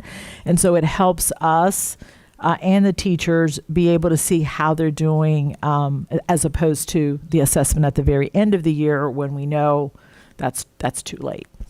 Thank you so much. Dr. Castrodental. Thank you, Madam Chair. Thank you, Dr. Vasquez, for bringing up all those various topics that the teachers have been talking about. I know that Clinton has brought them up. I've heard them, the PLCs, the paperwork, the data meetings, all of those things. And I appreciate you naming them at the meeting so that people know that they were heard. And I have a question about reducing paperwork. I want to make sure that we're not merely addressing actual paper only, but that some of the tasks that used to be paper have been digitized, that we're still considering that paperwork also. So like if they're, like when, this is a bad example, but it's coming to mind, it's late at night. Attendance, used to check it off on a piece of paper, but now we do it online. We still have to do that task. And I know attendance is mandatory. No, I understand what you're saying. So let's say that, and I really don't want to share any specifics because I want to be respectful of that committee and the work. They spent an entire day with us, and I think I sent the board products from that. But right, if we looked at the specific concerns that they had around those areas, and so what we looked at was minimizing or eliminating or reducing the paperwork, which then results in time saved. So yes, we looked at least those three topic areas, and I'll speak to deliberate practice. Like deliberate practice, they required a lot of documentation that they had to do, right? So that's being eliminated as part of the revision to the evaluation. So it'll be in that vein, not, oh, we've digitized it, so now you're not going to have to spend as much time doing it on paper. It'll be a check. No, that's not what we're looking at. Okay, I appreciate that. And then is there a role for the union, the teachers' union, in participating or in their notification? There's teachers on the task force that are members of CTA, yes. Okay. Okay. That concludes your report. Okay, yeah, I thought so. Mr. Palmerini. There's a couple items I need to address with the board. Last week, I sent you a memorandum from a law firm. There is litigation now ongoing with regard to the pricing of insulin. As you all know, the price of insulin has skyrocketed over the last few years, and Congress has investigated it, and there's allegations coming out of it that the manufacturers of insulin have artificially inflated the price, and the pharmacy benefit managers have also engaged in anti-competitive prices, which have driven up the cost to purchase those services, especially for self-insured plans like we have. As you all know, we're paying for all of our prescription drugs and our medical claims. And so there is class action litigation similar to the vein of what we did with Juul, similar to what we did with the vein of social media, with respect to the law firms will represent certain school districts and government entities on a contingency fee basis to go ahead and press claims. The claims would be, deceptive and unfair trade practices under state law, violations of the RICO Act, the Racketeer Influence and Corrupt Organizations Act. So I wanted to gauge the board's interest to see, we obviously have folks in our plan who have utilized insulin. We have obviously paid what the federal government would be considered to be inflated prices. And I wanted to get the board's thoughts on whether or not I should pursue engaging counsel to represent us in a potential class action in the same manner that we did with Juul and social media. And if I'm understanding what you just said, no out-of-pocket cost to the district? Okay, I'd be in favor of it. I'd be in favor. Okay, you've Okay, that's- got nods. I, pretty much up I and down believe the I aisle. see head nods all over the place. So, Yeah. okay. And then the only other thing I wanted to bring up tonight, speaking of policies, I'm going to probably have to bring a policy back for a work session with you all to talk about it. It's public participation in board meetings. We've had a decision out of the 11th Circuit, the Moms for Liberty versus Brevard County case. The 11th Circuit has just issued a decision that talks about there are some unconstitutional prohibitions in board meetings with respect to what we can prevent, including abusive speech, personally directed speech, and obscenity. So obscenity meaning folks were reading out of books that they believed to be obscene, and the board cut them off back then. So I just alert you to this. I'm going to have to bring up a work session. Given the discussion we've had previously tonight, I don't want to put more on your plate, but given the nature of the decision and our current policy as it sits, we're going to have discussions about potential revisions. So I wanted to alert you all that when you see that work session, there's an 11th Circuit decision I'm responding to, and that's why. And that's all Do I you have. think it's a technical? No, absolutely not. Okay. Sorry, I just couldn't resist. You couldn't resist that. I couldn't resist. Member Farran? I just wanted to take a quick moment. I know it's a little late, but I wanted to just extend some condolences and sympathy to the family, home family and school family of Miss McGowan from Conway Middle School. She passed away this past weekend. She was a teacher at Conway Middle, and so I know. Just wanted to say that our hearts and prayers are with you, your home family, and then as well as the school family, because I know that family is grieving as well. So just wanted to say that, and also just that we're praying and thinking of you. Thank you, Member Farran, for sharing that with us. Member Felder? Yes, since we're giving condolences, elementary school student at Catalina, if you all remember, we had the teacher work there on Monday. He was missing, and then we found that he had deceased. He was deceased on Tuesday. Little Felix, and then students at Oak Ridge this past week, 2 young men, they were shot and one of them died. So I think the district probably knows because they are helping us with the Fund Me, I think, page. But those families at Oak Ridge High School and at, Catalina Elementary. Thank you. All right, thank you, Member Felder. We'll keep all of them in our prayers. Any committee reports before we adjourn? If so, we're going to remove you as chair.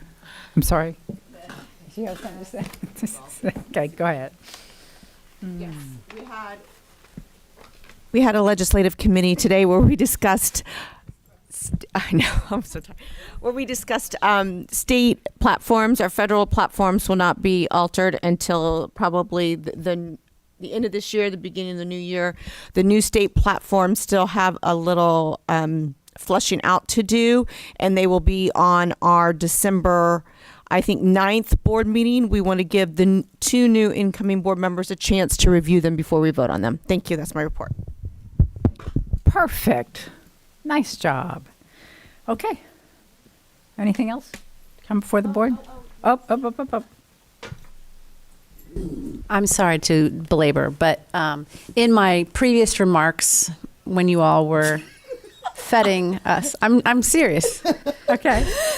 When you were giving us such nice.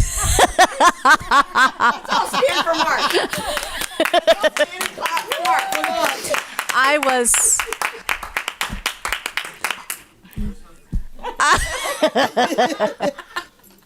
I neglected to thank my boyfriend, Mark Pafford. Yes, boyfriend. Your boyfriend of how many years? 6, I don't know, a long 6 time. plus, because the whole time I've been Not here. enough. Not enough. The one but who anyway, has I stood by did you, not- has listened to all your whining and complaining. he you watches come the home. board meetings. Jeez, whiz. And then we talk about it afterwards. So thank you, hun, for that. And I did not mean to neglect you and all of your support all these years. Thank you. And the staff. I also neglected to thank the amazing staff that we have in this district, the professionalism, the commitment. Everywhere I go, I speak highly of the work that everyone does here, and I will miss everybody here. So after the meetings, we can also go out and have celebrations. Now, thank you. All right, thank you, Member Castrodano. I'm glad you got my text on that. Oh, I didn't get your text. About Mark? Oh, you did that on your own? I thought they were keeping it private. I don't send her texts. It was a joke. Yes. To remind you, that would be a joke.